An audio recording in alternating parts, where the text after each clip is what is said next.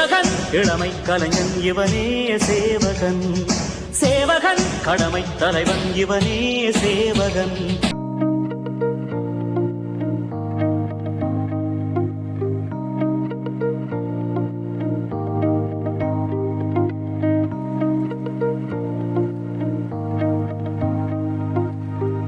பள்ளியின் ஆசிரியர் இளவரசி அவர்களும் முனைவர் திரு சங்கீதா அவர்களும் இணைந்து தமிழ்தாய் வாழ்த்து பாடல்களை இதுதான் பணிபுரிக்கிறது.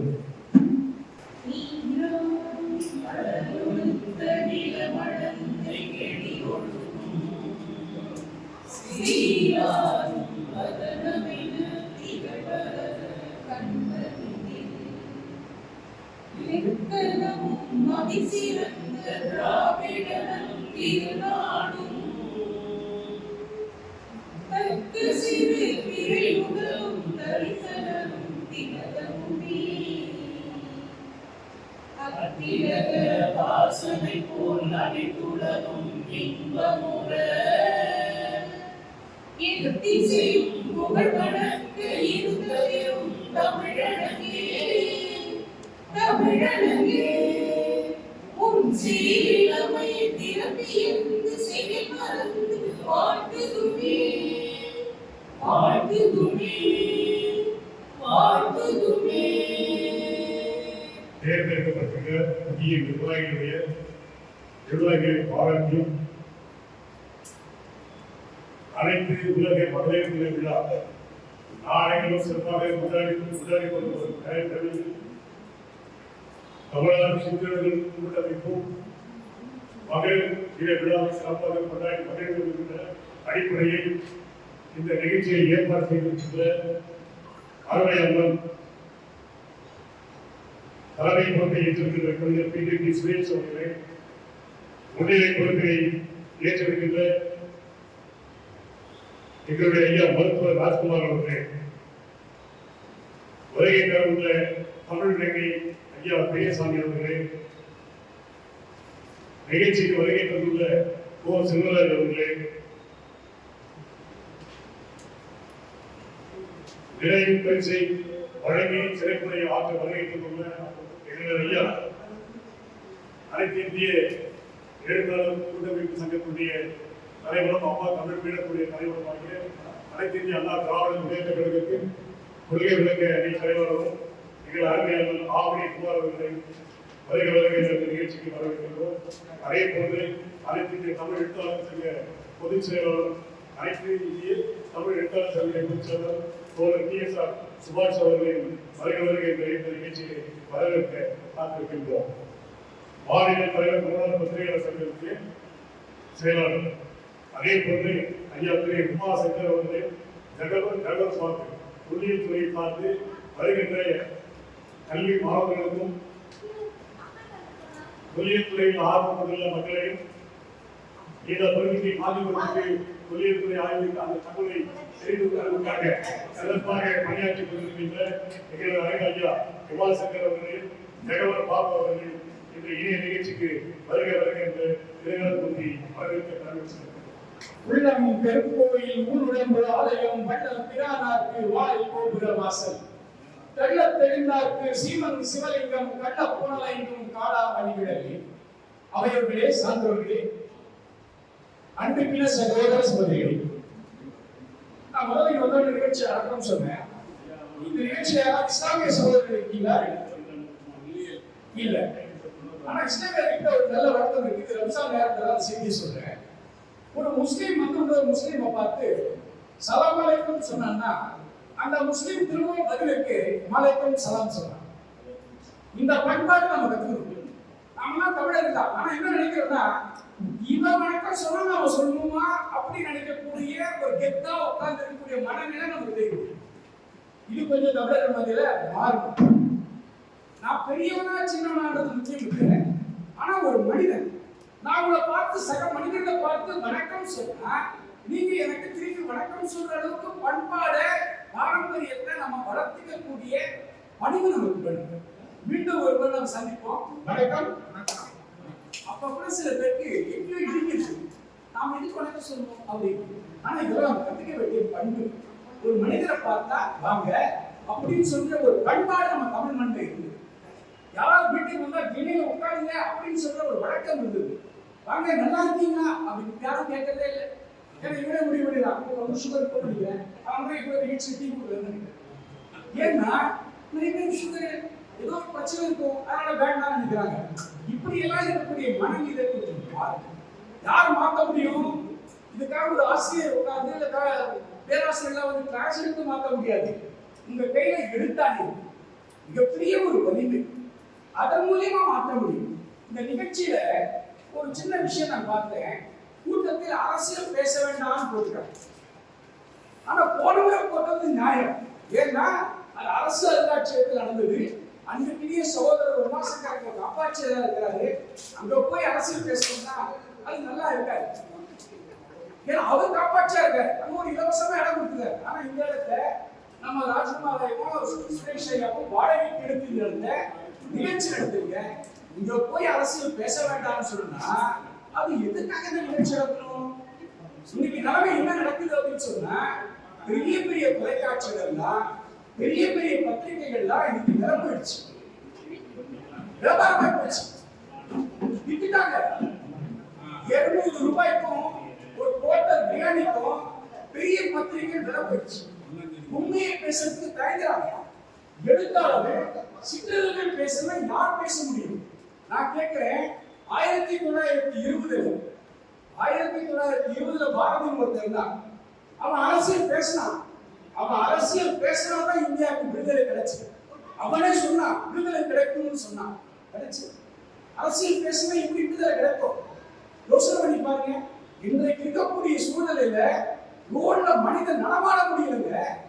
வெட்டி நடுவோல்ல பட்ட மகல்ல கொலை நடக்குது. யார் தட்டி கேட்பது? பெரிய பத்திரிகை கேட்க முடியுமா? அவன் வெட்டிட்டாங்க, விலை போயிடுச்சு.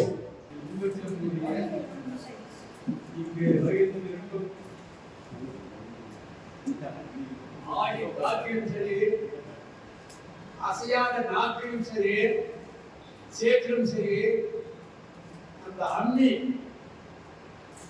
மறக்காது. அது எப்பவுமே அது என்னுடைய அந்த வாய்ப்புக்கு உறுதியாக பெற்றவர் என்னுடைய அன்பு சகோதரர், எனக்கு என்னை ஆளாக்கிய ஒரு நபர்.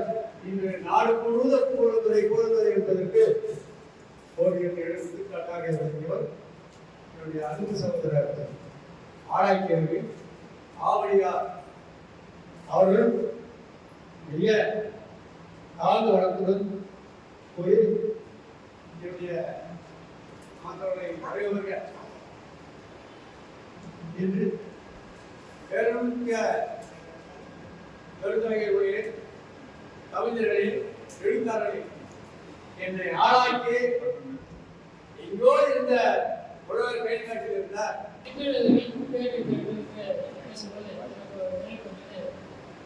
பேரிதழ்கள் தன்னோட பக்கங்களுக்குள்ள விளம்பரங்கள் நிறுத்தி பணம் சம்பாதிக்கிறது. சிற்றிதழ்கள் செயல்பாடுகளை மட்டுமே மக்களிடத்தில் கொண்டு போவது சிற்றிதழ்கள்.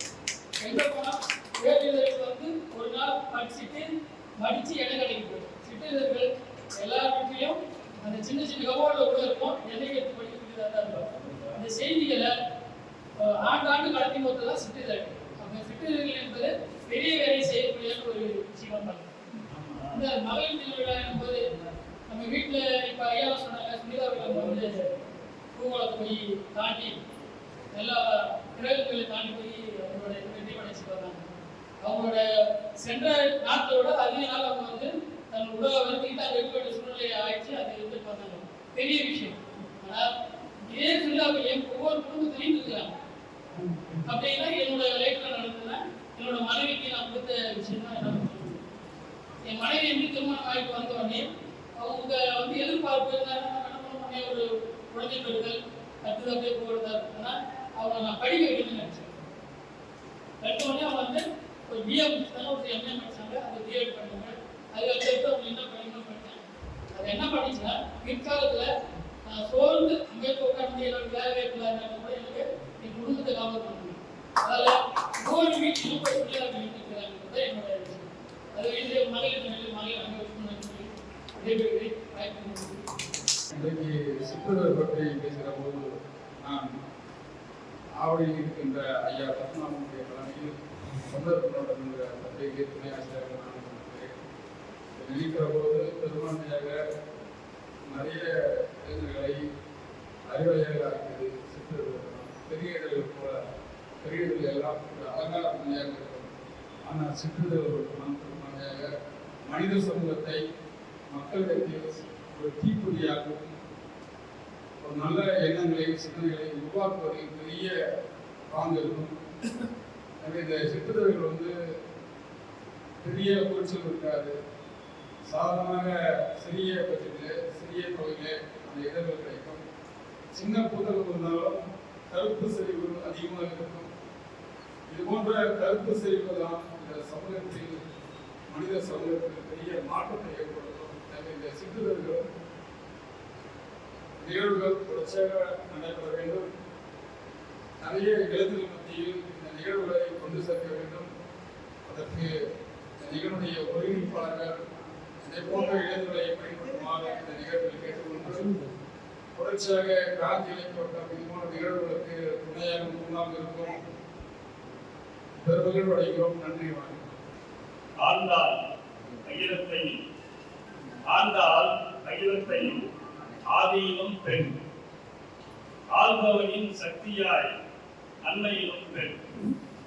ஆண்டாள் அகிலத்தையும் ஆதியிலும் பெண், ஆள்பவனின் சக்தியாய் அன்னையிலும் பெண். வாழ்கிறாள் மனை வாழ தலைவியாய் பெண், நாம் வாழ்ந்திட குல தெய்வமாய் வழி வழியாகவும் பெண். நமனிடம் வாயாடி நாயகரை மீட்டதும் பெண், சிவனிடம் சக்தியாய் செழிப்பதும் பெண். கல்விக்கு பெண், கழகத்திற்கும் பெண், களம் காணும் வீரத்திற்கும் பெண். தாய்மைக்கு பெண், வாய்மைக்கு பெண், தன்னலம் கருதா சேவைக்கும் சிறப்புக்கும் பெண். நாடு தாய்நாடு நல சக்தியும் பெண். மனக்காடினை நாம் உமைந்தாலும் சக்தி காரியாய் பெண். பாலை கொற்றவையாய் பாகினி நம் அவ்வையாய், பாலை கொற்றவையாய் பாகினி நம் அவ்வையாய், மலம் வாழும் தப்பையாய், மலம் வாழ்த்தும் தப்பையாய், வாழும் தமிழ் பாவையாய். பாடுபொருள் அனைத்தும் நம் பாரதத்தில் பெண்ணென்றி வீடு வேறு அழைத்தவர் இல்லை, வினை செயல் நடப்பிலும் இல்லை. கூடும் திக்கட்டும் குவியும் திருமையம், கூடும் திக்கட்டும் குவியும் திருமையும், மேலும் பரவலிக்கே மேலொரு தாய்நேதி, மேலும் பரவலிக்கே மேலொரு தாய்நேதி. காவும் பராசக்தி கன்னிகையும் பெண்மை என்றோ, காவும் பராசக்தி கன்னிகையும் பெண்மை என்றோ, காணீர் மகிழ்ந்தானே கன்னியர் 7 பேரும். பாரீர் பாரும் உமாதேவி ஊரும் மாறிவன், ஆறும் பெண் பெயரால் அந்தத்திலும் ஐயை அம்மே, ஆறும் பெண் பெயரால் அந்தத்திலும் ஐயை அம்மே. என்ற அளவில் காப்பியமும் ஏதோ அளவில் இதிகாசமும், என்ற அளவில் காப்பியமும் ஏதோ அளவில் இதிகாசமும், சென்ற கால வரலாறு சிறப்பு செய்தாலும் கண்டபாடு பெண்மையறியா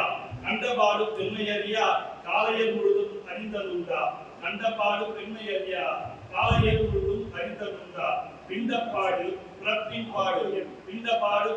பாடு அந்த பாடுக்கும் அம்மை பெண்ணே, பிண்டப்பாடு பிறப்பின் பாடு அந்த பாடுக்கும் அம்மை பெண்ணே. இன்று எம் பெண்ணே எதிலும் குறைகின்றன, இன்று எம் பெண்ணே எதிலும் குறைகின்றன.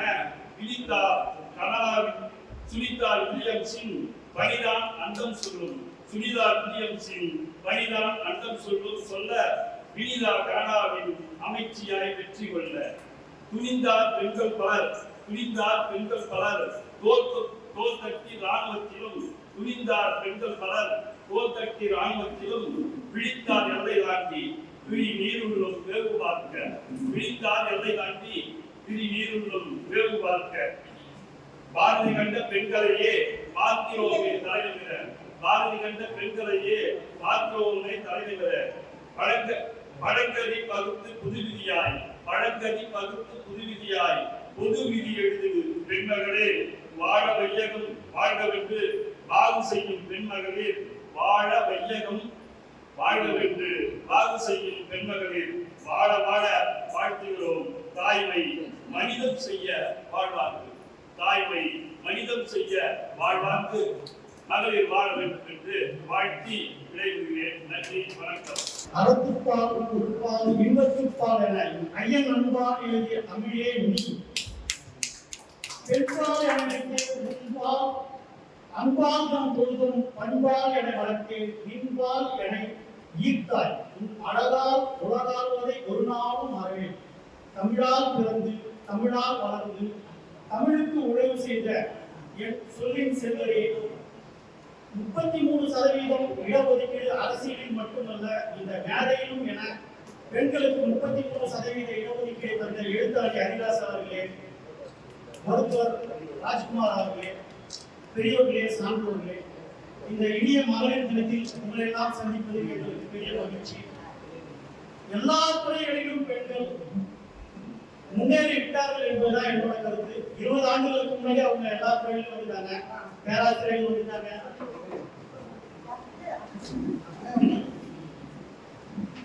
ஆசிரியர் பணிக்கு வந்துட்டாங்க, ராணுவத்துறையில வந்துட்டாங்க, விளையாட்டுத்துறையில வந்துட்டாங்க.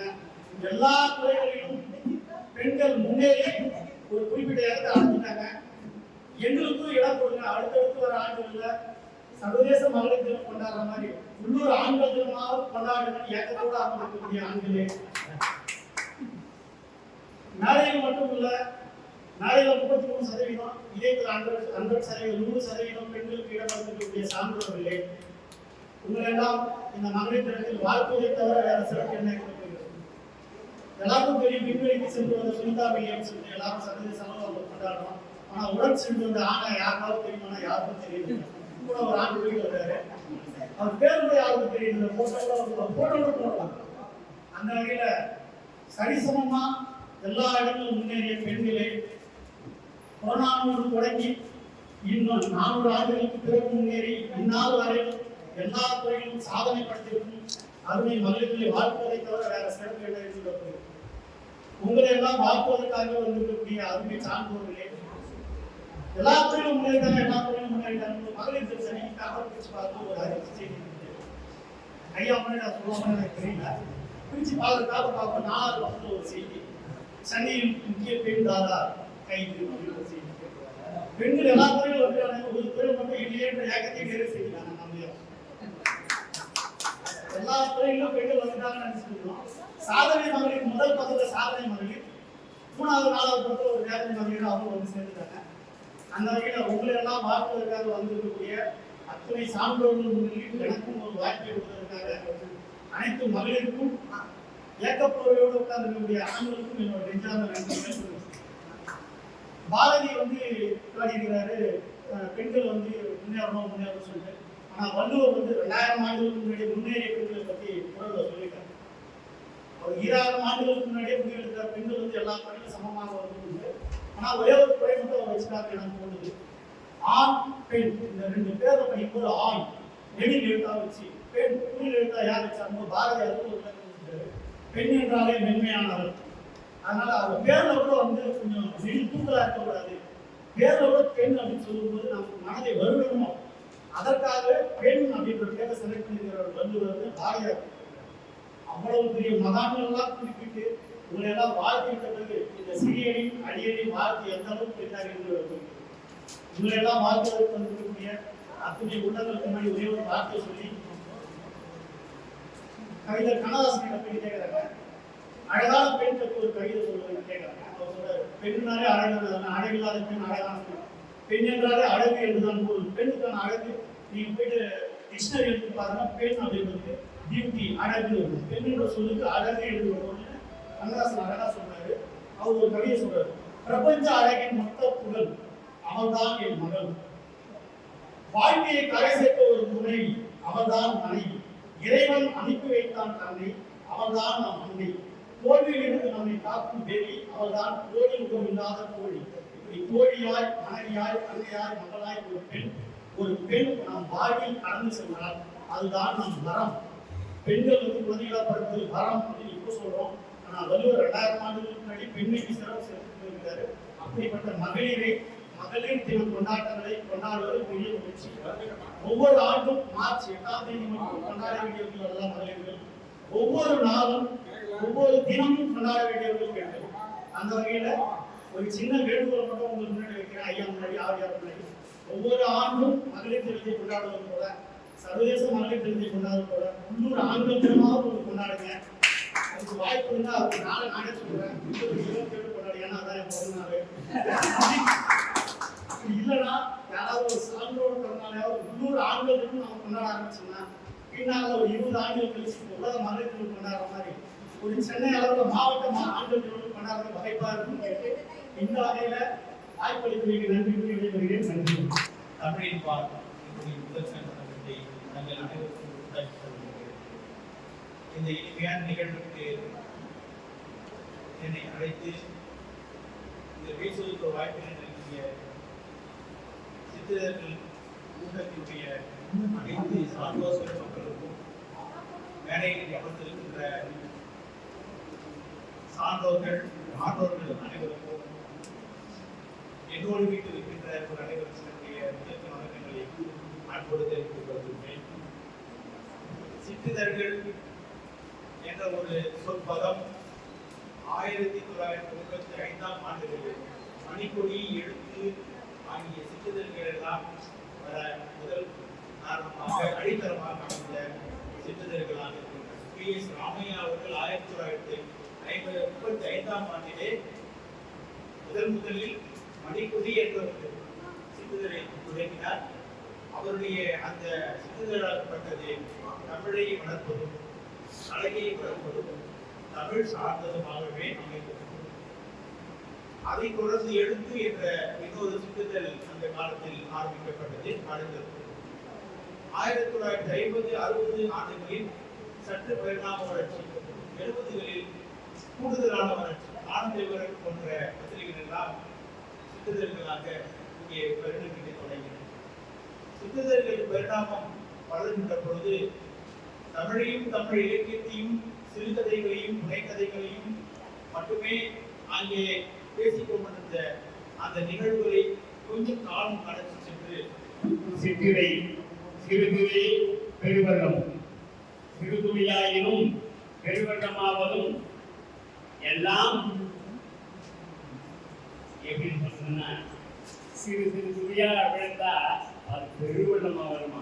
அதுபோல இந்த தமிழ் சிற்றிடை என்பது எழுத்தாணி. எழுத்தாணின்னா வள்ளுவர் கையில் இருப்பது ஆணி, மரத்தில் இருப்பது உச்சி வேர் ஆணி.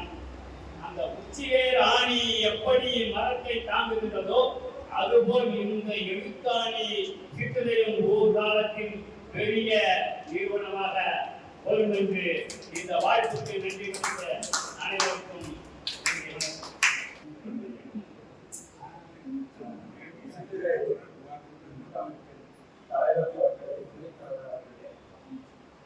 செயலாளர், துணை செயலாளர், பொருளாளர், ஒருங்கிணைப்பாளர் மற்றும் சிற்றிதழ்கள் செயற்படை உறுப்பினர்கள் அனைவருக்கும் முதல் நன்றியை தெரிவித்துக் கொள்கிறேன். தமிழ் சங்கம் ஏற்பாடு செய்தது நோட்டீஸில் போட்டு பார்த்தாக்க இன்னும் நிறைய பேர் வந்திருக்கோம். அவர்கள் வராங்க. தமிழ் சங்கத்தில் இருக்கிறாங்க, தமிழுக்கு முக்கியத்துவம் கொடுக்காத கொஞ்சம் குறைவான கூட்டம் வளர்த்து மனசுக்கு வேதனையா இருக்குது. நான் 6 வரேன், காலையில் 7 மணிக்கு காலதாமதம் ஆயிடுச்சு. அதுக்கு நான் ஒருத்தர் பேசி கேட்டு வீட்டில் ஒரு வார்த்தை சொல்றது அதுக்கு காலதாமதம் ஒரு காரணம். நிறைய பேர் எப்போதாலும் சாம்பார் நல்லா வைக்க மாட்டாங்க. அதனால என்ன பண்ண திட்டிகிட்டே இருப்பேன். ஒரு நண்பர் எல்லாம் டெவலப்மெண்ட் ஆஃபீஸ் சொன்னாரு, புகழ்ச்சியா பேசி பாருங்க, அவங்க நல்லா செய்வாங்கல்ல அப்படின்னாரு. நான் தான் காலையில எழுத உடனே சாம்பார் சூப்பரா இருக்கு, இந்த கைக்கு மோதிரம் போடலாம், தங்க வயதுல போடலாம்னு. ஆனா இன்னைக்கு காலையில எது வீட்டுல இருந்து வாங்கி கொடுத்துருக்காங்க சாம்பார் கொடுத்துருக்காங்க. நான் செஞ்சு போனா நல்லா சொன்னீங்க, இன்னைக்குதான் எது வீட்டுல இருந்து வாங்கி கொடுத்து நீங்க மோதிரம் போடலாம், வெளியே போகலாம்னு.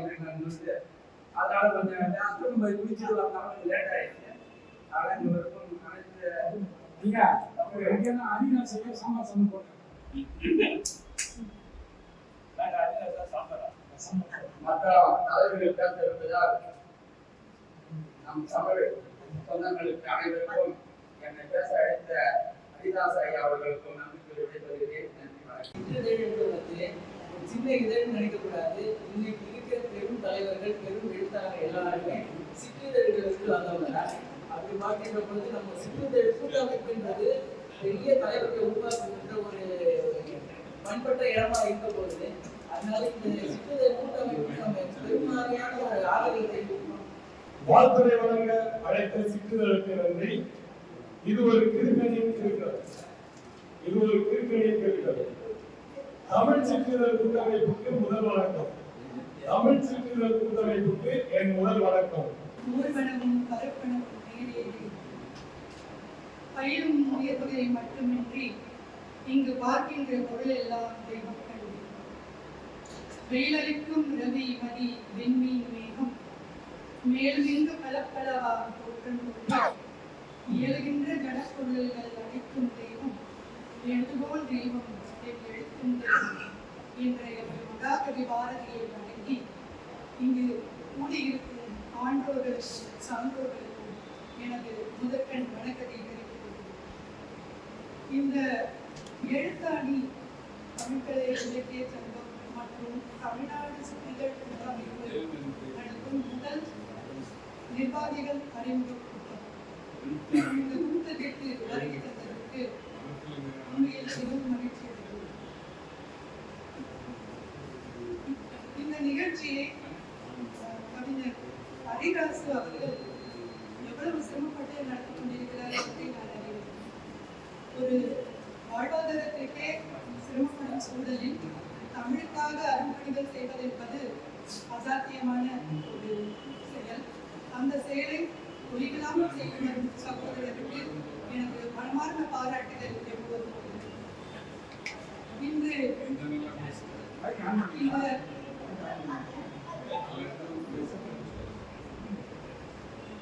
இந்த நிகழ்ச்சிக்கு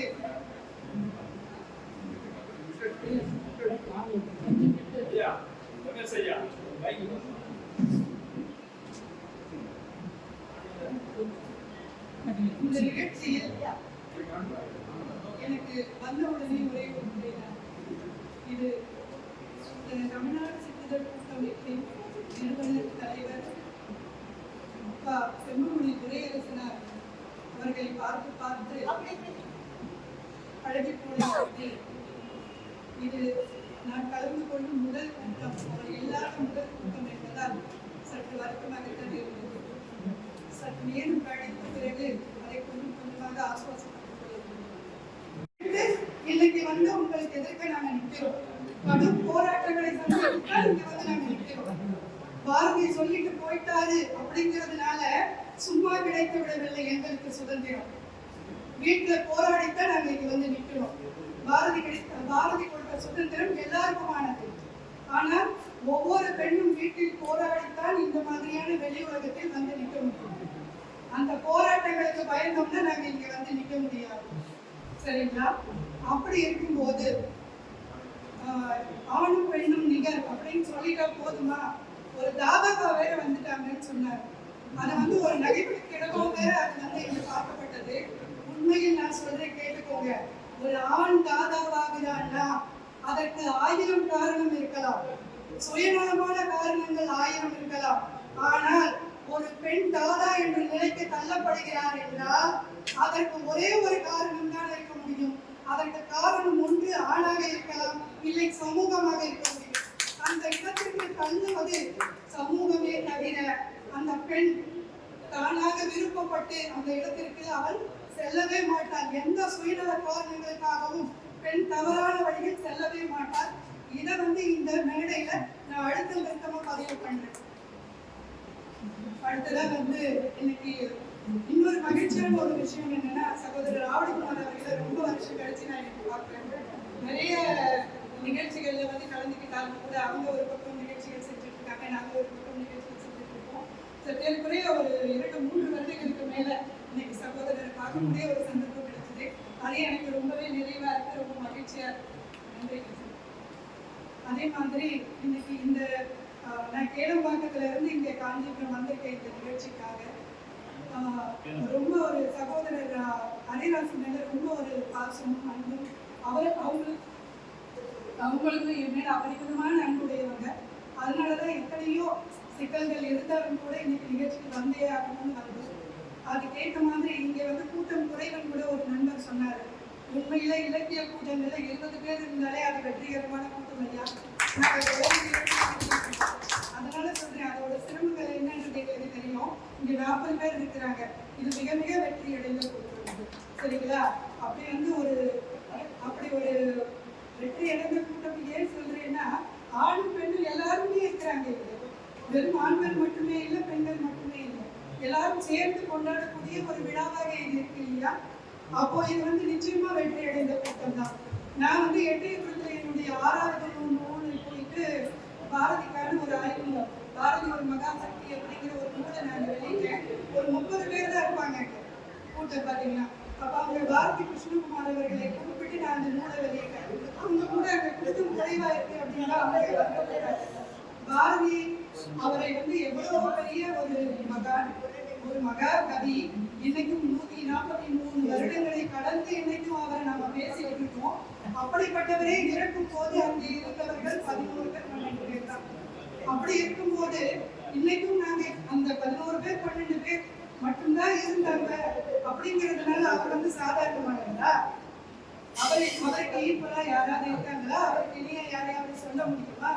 சுயநலம் காணாத ஒரு மனிதர். அப்படியான ஒரு விஷயம் தான் இங்கே இருக்கிற அன்புக்காக நிறைய பேர் இங்க ஹரிராசன் மேல இருக்கிற அன்புக்காக இங்க நிறைய பேர் கூடியிருக்கீங்க. இது வேற எதையும் எதிர்பார்க்கக்கூடிய கூட்டம் கிடையாது. அப்படிங்கிறதுனால இந்த கூட்டம் உண்மையில மிக சிறப்பு வாய்ந்த கூட்டம். இந்த நிகழ்ச்சிக்கு வந்து கலந்துக்கிறதுல உண்மையில நான் ரொம்பவே பெருமை அடைகிறேன்.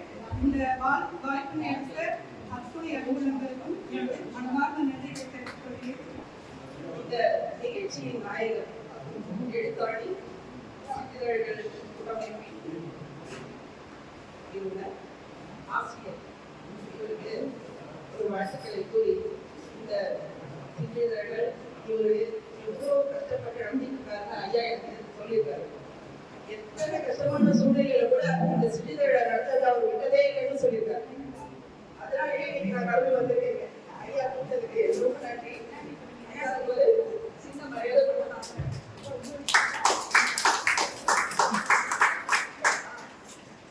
இன்னைக்கு அவருக்கு 62 வயசா.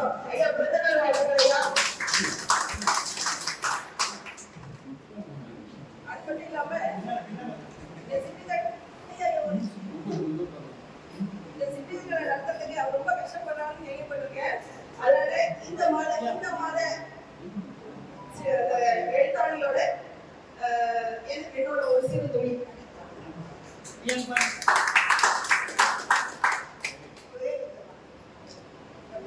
எழுத்தாளி இதழின் வளர்ச்சிக்காக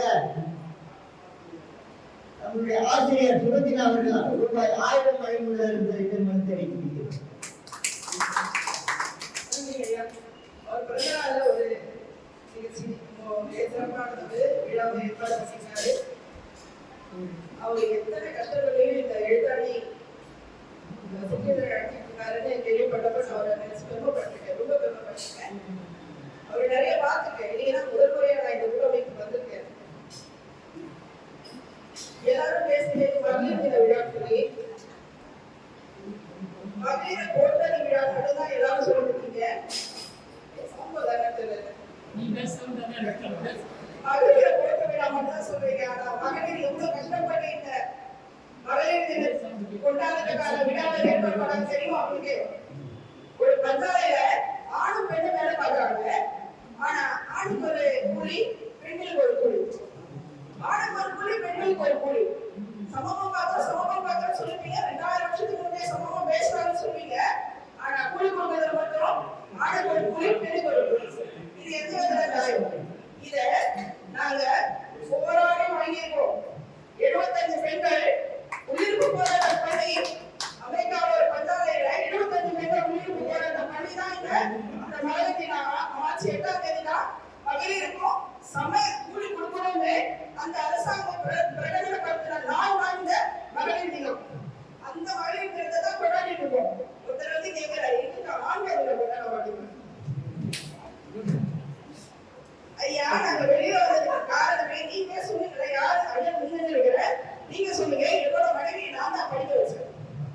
இன்னைக்கு அவங்க நல்லா இல்ல. இல்ல அவங்க படிச்சாங்க, அது உதவியா இருந்தா அவ்வளவுதான். அவங்களோட தேவைதான். இல்லையா, அவங்க வீட்டுல அவங்க படிக்கல, நீங்க அவங்களுக்கு படிக்க வச்சு முன்னேற்றுறீங்க இல்லையா? அப்போ அவங்களுக்கு பின்னாடி நீங்க இருக்கீங்க. இன்னைக்கு நான் இங்க இருக்கேனா, இன்னைக்கு நான் இங்க இருக்கேனா, எல்லாத்துக்கும் காரணம் இல்லைன்னா வீட்டுக்குள்ள உட்காந்து வீட்டுக்குள்ள உட்காந்து இல்ல ஸ்கூலுக்கு போயிட்டு வந்துட்டு இருப்பேன். பக்கத்துல தான் ஸ்கூலுக்கும் வீட்டுக்குள்ள தான் இருந்திருப்பேன். இன்னைக்கு நான் நிக்கிறதுக்கு காரணம் எங்களுக்கு பின்னால இருந்தது யாரு? ஆண்கள். நாங்க உங்களை தினத்தினம் மனசால பண்ணிக்கிட்டு தான் இருக்கோம். அதை தெரிஞ்சுக்கோங்க. ஆண்களுக்கு தனியா ஒரு நாள் கொண்டாடணும் சொல்லிட்டு இருக்காங்க எனக்கு. 164 நாட்கள் வந்து ஆண்களுக்கானது சாய் அவர்கள் சொல்லுங்க. ஒரே ஒரு நாள் மட்டும் தான் பெண்களுக்கானது. ஆமா. அது கூட நாங்க போராடி வாங்கிட்டு நீங்க கொடுத்து நீங்க கொடுத்து நாங்க போராடி தான் வாங்கிருக்கோம். சரிங்களா? அதனால மகளிரை எது கொண்டாடுறோம் இனிமே நீங்க தெரிஞ்சுக்கோங்க. உடனே மகளிரை அதை ஒழுங்கா பேசிட்டு அதெல்லாம் போட்டு மிதிக்கணும்னு நினைச்சாங்க. சரிங்க. சும்மா சொல்லாதீங்க. சொன்னீங்க கிராமத்துல இன்னும் முன்னேறப்படல. எத்தனையோ பெண்கள் இன்னும் கிராமத்துல முன்னேற்றப்படாதான் இருக்காங்க. முன்னேறதான் இருக்காங்க. நிறைய கஷ்டங்களை அனுபவிச்சுட்டு தான் இருக்காங்க. அந்த பெண்கள் எல்லாம் வெளியில கொண்டு வரணும். இப்போ என்ன முன்னேற்றத்துக்கு ஒரு ஆண்டு இந்த மாதிரி உங்க மனைவி முன்னேற்றத்துக்கு நீங்க இந்த மாதிரி உங்க கிராமத்துல இருக்கிற அத்தனை பெண்களுக்கு பின்னாடி அந்த ஆண்கள் இருக்கணும்னு இந்த மேடையில நான் கேட்கிறேன். உங்களுக்கு தெரிஞ்சவங்க நீங்க சொல்லுங்க. உங்க மனைவி முன்னேற்றத்துக்கு அவங்க வெளியுலகத்துக்கு விடுங்க, வெளியுலகத்தை விடுங்க. வீட்டுக்குள்ள அடைச்சு வைக்காதீங்க. வீட்டுக்கு வந்து சமைச்சியான்னு கேட்டுட்டு இருக்காருங்க. நீங்களும் ஹெல்ப் பண்ணுங்க. சரிங்களா? சரி. இந்த விழா மேடையில நான் நிறைய பேருக்கு இருக்கணும்னு ஆசைப்படுறேன். ஏன்னா இப்பவே டைம் ஆயிடுச்சு. இப்பவே 12:20 ஆயிடுச்சு.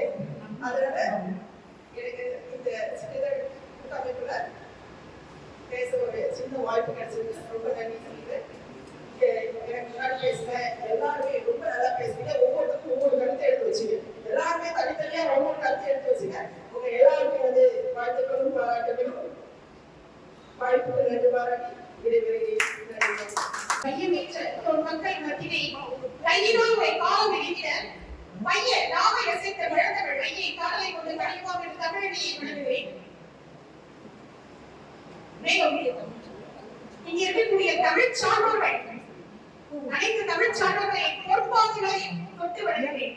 நகரேஷு காஞ்சி பட்டைகுளம் சட்டென்று நினைவுக்கு வரக்கூடிய காந்தி பல்லவதேசம் காந்தி ஆகிய நம்முடைய காந்தி தலைவர் அண்ணா பிறந்த கண்ணில் நம்முடைய அனைவரது பாதங்களும் முக்கியமாக நம்முடைய ஐயாவுடைய பொற்பாதங்கள் பெறுவதற்கு இன்னும் நாம் புண்ணியம் செய்திருக்க வேண்டும். சென்ற நிகழ்ச்சியை நான் தவறவிட்டு விட்டேன். இதை நிகழ்த்து வருத்தம் அதற்கு.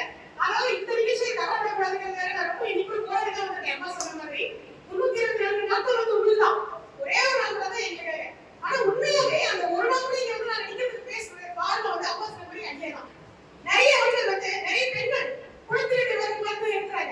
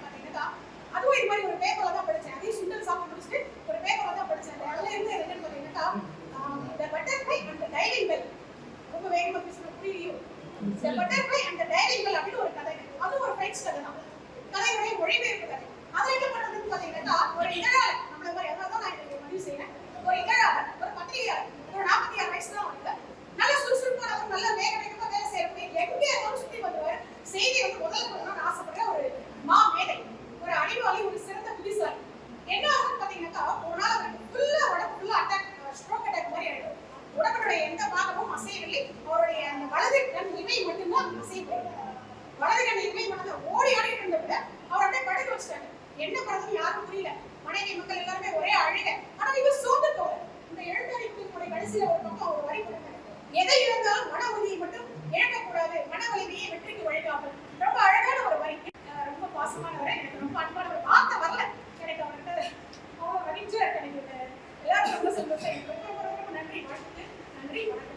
அகத்திலே அன்று நாள் ஒரு இளந்தென்று கொண்டெல்லாம் தனது பேரொருமை தடையில்லாமல் தந்தவரும் தமிழ்தாரிகளில் வணங்கி, அடுத்ததாக இந்த அவையில் வீட்டிற்கு மனம் குறித்துக் கொண்டிருக்கும் ஆவணிக்குமார் ஐயா, ராஜ்மோகன் ஐயா, அருளாசன் ஐயா, இதற்கு மற்ற அனைத்து சான்றோர்களையும் வணங்கி, முக்கியமாக இந்த நிகழ்ச்சிக்கு வருகை தந்திருக்கும் அனைத்து தமிழ் சொந்தங்களுக்கும் என் அன்பான வணக்கத்தை சொல்லி வணங்குகின்றேன். இன்பத்தை கருவாக்கினாய் பெண், உலகில் உயிர்களை உருவாக்கினாய் பெண், விண்ணவர்க்கும் மன்னவர்க்கும் விலையற்ற செல்வம் பெண் என்று போற்றப்படுகின்ற பெண்களுக்கு மகளிர் வாழ்த்துக்களை தெரிவித்துக் கொண்டு சொல்லுவாங்க. சின்ன பிள்ளைய சொல்றாங்க எல்லாரும், எந்த செய்தி சொன்னாலும் பசுமர தாணி போல மனதில் பதிய வேண்டும் என்பார்கள். அதுபோல இந்த எழுத்து ஆணி சங்கம் எழுத்துக்களால் ஆணி போல மக்கள் மனதில் பதிய வைத்து மேலும் மேலும் வளர்ந்து சிறப்பான ஒரு இடத்தை பெற வேண்டும் என்று வாழ்த்து கூறுகிறேன். சரிங்களா? இங்க வந்து கல்விமாறு மாதிரி 7 பெண்கள் வந்திருக்கிறோம். அந்த 7 பெண்கள் இங்க வந்து நிற்கிறதுக்கு காரணமே என்ன அப்படின்னா, இங்க இருக்கிற ஆண்கள் தான். ஒவ்வொரு வீட்டுல இருந்து இன்னைக்கு மட்டும் இல்ல, அதிகம் நம்ம பேர் வச்சுட்டாங்க. இது வந்து பாத்தீங்க அப்படின்னா என்னோட சக தோழியான சுந்தினாவுக்காக இந்த பதிவு. நதிகளுக்கும் பேர் வச்சுட்டாங்க, எல்லா பெண் கடவுளையும் பேர் வச்சுட்டாங்க. அதே போல சங்க இலக்கியத்துல இப்ப எப்படி ஆவணியா வந்து எங்களை அழைச்சிட்டு வர்றாரோ அதை போல ஔவையாரையும் வந்து பாத்தீங்கன்னா அருகிலேயே வச்சிருந்தாங்க. அது ஒரு மன்னர். அப்படி இருக்கிறப்ப வந்து பாத்தீங்க அப்படின்னா மனசாட்சியோட நம்ம பெண்கள் கொஞ்சமாவது பேசணும். கூட ஐயோ வீட்டுல கேட்டுதான் சொல்லணும் அப்படின்னு சொல்றதுக்கு ஆண்கள் வந்துட்டாங்க. இங்க அழகான இந்த சிற்றிதழ் கூட்டமைப்பு நடத்தக்கூடிய அத்தனை ஆலயங்களுக்காக சின்ன சின்ன வரிகள்ல தமிழால நான் அவங்களை வாழ்த்தியே ஆகணும். அதுக்கு ஐயா நீங்க வந்து நிச்சயமா எனக்கு வந்து பாத்தீங்கன்னா நேரத்தை ஒதுக்கணும் இல்லையா? காஞ்சி மண்ணில் வீட்டு இருக்கும் கடவுள்களின் சக்தி நம்மை காத்திருக்கும். காமாட்சியும் கைலாசநாதரையும் வணங்கி மெல்ல கலைந்து தேனி விரிந்து தூரல் மலைந்து போல் தூவும் தருணம்.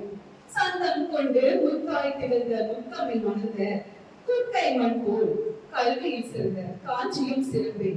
தமிழ்நாடு சிற்றிதழ்கள் மற்றும் எழுத்தாளர்கள் கூட்டமைப்பு எழுத்தாணி தமிழ்கலை இலக்கிய சங்கம் இணைந்து நடத்தும் முப்பெரும் விழா, புதிய நிர்வாகிகள் அறிமுகம், மகளிர் தின விழா மற்றும் கவியரங்கம் என்று சிறப்பான ஏற்பாடுகளை செய்து அனைத்து ஆளுமைகளையும் இணைத்துக் கொண்டிருக்கும் நல்வேளையில் எழுத்தாளர்கள் கூட்டமைப்பு எக்காலமும் பொழுது எழுத்துக்களின் கருத்துக்களை வாழ்வியலுக்கு முத்துக்களாய் நாளும் விழித்திடும் கவிஞர்கள் தற்கால கலியுகத்தின் பொற்காலம் பெருச்சித்தன் கொண்டு சொற்போடு ஏதுமின்றி வெற்றி தரும் சிற்றிதழ்களை பாதுகாக்கும் பாதுகாவலர் அரிராசு ஐயா அவர்களுக்கு என் முதற்பெரும் வணக்கமையா.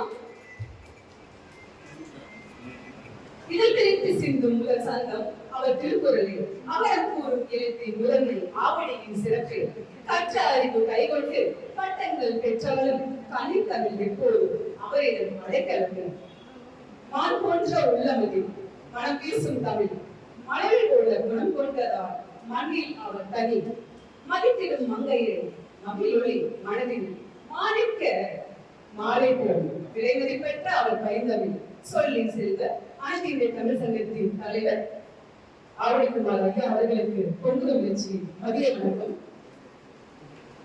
முக்கணி சுவை போல கற்கால சின்னங்கள் முடிசூடிய மன்னர்களின் பொற்கால ஆட்சி கற்கால நினைவுகளை கண்டெடுத்து பாதுகாத்து கலைப்பினில் தமிழில் வாழ்ந்திடவே ஏற்கனவே சொல்லிவிடும் தொழில்களின் நாயகனை பேசாத சிலைகளில் வரலாற்று தூதுகளில் சிவனும் சத்தியுமாய் கடந்த ஒரு பெயராளரை திரு மதிப்பிற்குரிய உமாசங்கர் ஆய்வாட்சி காப்பாளர் அவர்களுக்கு தொங்குத முயற்சி நெஞ்சமிருந்து நன்றி.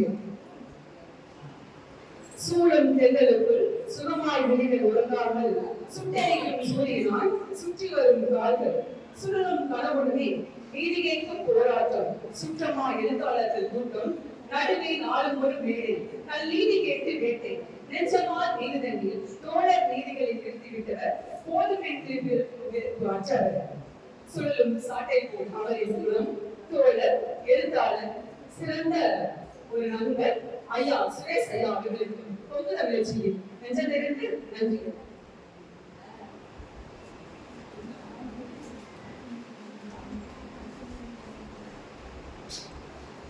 சுழல்கின்ற உலகிற்கு சுவையின்றி எண்ணாமல் சுதந்திரமாய் தேர்தல் பலவைகளை காட்டுதல் கடலோடு முகிலும் கலந்த உலகிலே கல்வியிலே சிறப்பான முதல்வராய் கல்வி வழிகாட்டியாய் கண்டெடுக்கும் புதையல்களை பாதுகாத்து கவனமுடன் காலங்களை அறிந்து வைத்து நானிலம் போற்ற நாளை சந்ததிகள் வாழ்த்த நாளும் அயராது உழைத்துக் கொண்டிருக்கும் வீராசன் மதிப்பிற்குரிய ஜவஹர் பாபா ஐயா அவர்களுக்கும் பொது தமிழச்சியில் மதிய வணக்கம்.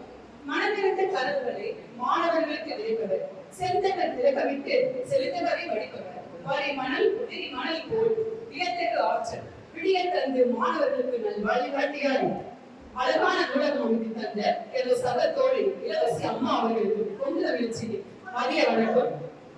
வந்திருக்கும் அனைத்து சான்றோர் பெருமக்களுக்கும் கூடியிருக்கும் ஆண் பெருமக்களுக்கும் எங்களை வாழ்த்தி வழிநடத்தி சென்று கொண்டிருக்கும் அத்தனை ஆளுநர்களுக்கும் பொது தமிழச்சியின் மதிய வணக்கம்.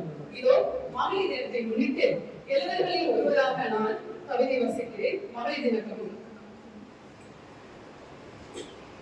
மலர் போன்ற உள்ளத்திலே இறைவனை வைத்து மங்கைகளாய் பூவிலகில் மனம் வீச அவதரித்து மனவாழ்க்கை ஏற்று தலைவர்களாய் வழிநடத்தி நற்காயாய் தாரமாய் சேயாய் தோழியாய் நல்ல அவதாரங்கள் தந்து வீழ்சுடர் வேந்தன் போல் எய்தும் இலக்குகளை கலங்காது அவதரித்து தந்தையின் கைகளில் கடமைகள் குறையாது சித்தியிடும் மங்கைகளாய் மண்ணிலே மகிழ்வோடு வெள்ளி நிற வண்ணமலர் மனம் அவள் கொண்டு வீசிடும் புயல் காட்சி மறு வடிவமாய் வீடு கொண்டு வறுமைகளை சிறைப்பிடித்து வாழும் கைதியாய் இருந்தாலும் வசனங்களை வாரி இறைத்திடும் வேகமாக கவலைகளை அடிகளாய் நாளும் சுட்டுவாள் தனித்தமிழ் சொற்களை ஏறுகளாய் கொட்டுவாள் அயராத உழைப்பின் முகவரை கொண்டவர் அநீதிகளை எதிர்த்து அக்னி கிளம்பாய் இருப்பார். குற்றம் என்றால் சுற்றத்தையும் பார்க்காது களை எடுப்பார். விண்ணிற்கும் மண்ணிற்கும் இன்று பாலமானவர் வீரர்களின் பேச்சுக்கு முற்றுப்புள்ளி வைப்பவர் வெற்றிக்கு வயதை எட்டிவிடும் மூவர் பெற்றவர் வீணாக நேரத்தை விரயமாக்க மறுப்பவர் வீழ்ச்சியில்லா வயகத்தை காத்திடும் தேவியவர் வெற்றிக்கு தூண்டுகோளாய் விளங்கும் கலங்களை விளக்கமான பெண்களுக்கு பொது தமிழச்சியும் மகளிர் தின நல்வாழ்த்துக்கள் கூறி சிறப்பானது ஒரு வாய்ப்பு தந்த இந்த சிற்றுதல் கூட்டத்திற்கும் நன்றி கூறி விடைபெறுகிறேன். நன்றி, வணக்கம். அவையில் அமர்ந்திருக்கும் சான்றோர் பெருமக்கள் அவர்களுக்கும் மேடையில் அமர்ந்திருக்கும் அனைவருக்கும் என்னுடைய முதல் கண் வணக்கத்தை தெரிவித்துக் கொள்கிறேன். இந்த சிற்றுதல் எழுத்தாளர் சிற்றுதல் மற்றும் முப்பெரும் விழாவுக்கு என்னை அழைத்தமைக்கு மிக்க நன்றி. ஐயா PDP சுரேஷ் ஐயா அவர்களுக்கும் மற்றும் இங்கு குழுமியிருக்கும் அனைவருக்கும் எனது நன்றியை தெரிவித்துக் கொள்கிறேன். முப்பெரும் விழான்னு சொன்னாங்க, அதாவது மகளிர் தின விழாவையும் சேர்த்து எல்லாருமே பேசிட்டாங்க. நான் பேசணும்னு நினைச்சது எல்லாமே. ஆனா உண்மையை ஒத்துக்கணும். அதாவது அனைத்து பெண்களின் வெற்றிக்கு பின்னும் ஒரு ஆண் இருப்பதை போல் ஆணின் வெற்றிக்கு பின்னும் ஒரு பெண் இருக்கிறார். அது உண்மைதான். இப்பெல்லாம் எங்களுடைய வீட்டுல பெர்மிஷன் கொடுக்கலன்னா நம்ம இங்க வந்து உட்கார முடியாது. பெர்மிஷனும் கிடையாது. நம்ம இன்ஃபர்மேஷன் மாதிரி கொடுக்குறோம். அந்த நேரம் வந்துருச்சு. இப்ப பெர்மிஷன் கொடுக்கறதுல இன்ஃபர்மேஷன்ற மாதிரி. ஆனா ஒவ்வொரு வெற்றிக்கு பின்னும் ஆணின் வெற்றிக்கு பின் எப்படி பெண் இருக்கிறாரோ அதே போல் பெண்ணின் வெற்றிக்கு பின்னும் ஆண் இருக்கிறார். அதை கண்டிப்பா நம்ம ஒத்துக்கொள்ளணும். உண்மையிலே ஆணுக்கு பெண் நிகழ்தான். எல்லாமே ஈக்குவல் தான். இங்க நம்ம யாரையுமே தாழ்த்தி சொல்ல முடியாது. எனக்கு அந்த விஷயத்துல வந்து ரெண்டு பேருமே ஈக்குவல் தான். ஆனா சில விஷயங்கள், சில ஊடகங்கள், படங்கள் எப்படின்னா ஆண்கள் வந்து அப்படியே பெண்கள் கிட்ட பயந்து இருக்கிற மாதிரி, இவன் அந்த வடிவேல்னால அந்த வந்துச்சுன்னு வைங்க, சோ எல்லாமே ஆனா எல்லா வீட்லயும் அப்படி கிடையாது. எல்லா வீட்லயும் அப்படி கிடையாது. இன்னும் சில ஆணாதிக்கம் இருக்கிற வீடும் இருக்கு, பெண்ணாதிக்கம் இருக்கிற வீடும் இருக்கு. எல்லாமே ஈக்குவலா தான் போயிட்டு இருக்கு. சோ அந்த நிலை மாறணும். ஆனா மேக்சிமம் மாறி வந்துட்டு இருக்கு. இப்ப எல்லாமே உண்மையிலே எல்லாருமே ஒரு சுதந்திரத்தை கொடுக்குறாங்க. இன்னொரு முக்கியமான விஷயம், ஐயா சொன்ன மாதிரி ஆண்கள் தினமே இல்லைன்னு சொன்னாரு. ஆண்கள் தினமா இருக்கு. சர்வதேச ஆண்கள் தினம் இருக்கு, நவம்பர் 19ஆம் தேதி. ஆனா ஒரு விஷயம் என்னன்னா, மகளிர் தினத்தை வந்து சிறப்பா ஆண்கள் எடுத்து நடத்துறாங்க. அந்த பெருந்தன்மை உங்களுக்கு இருக்கு. அதுக்கு ஒரு பெரிய பாராட்டு.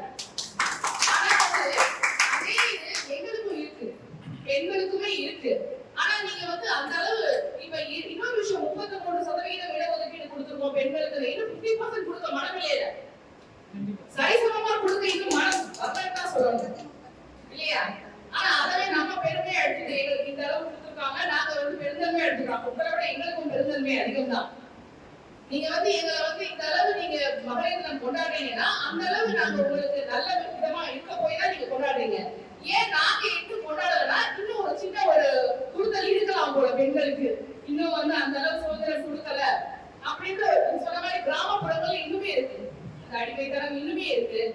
ஈவன் எங்க சேனல்ல ஒர்க் பண்ற பசங்க கூட சொல்லுவாங்க, இன்னும் படிக்காத பசங்களும் இருக்காங்க, படிக்க வேலைக்கு அனுப்பாத பேரண்ட்ஸ் இருக்காங்க. இதுக்கு இன்னொரு விஷயம் என்னன்னா பெற்றோர்கள் எவ்வளியே அந்த வழிதான் பிள்ளைகளும் சொல்லுவாங்க.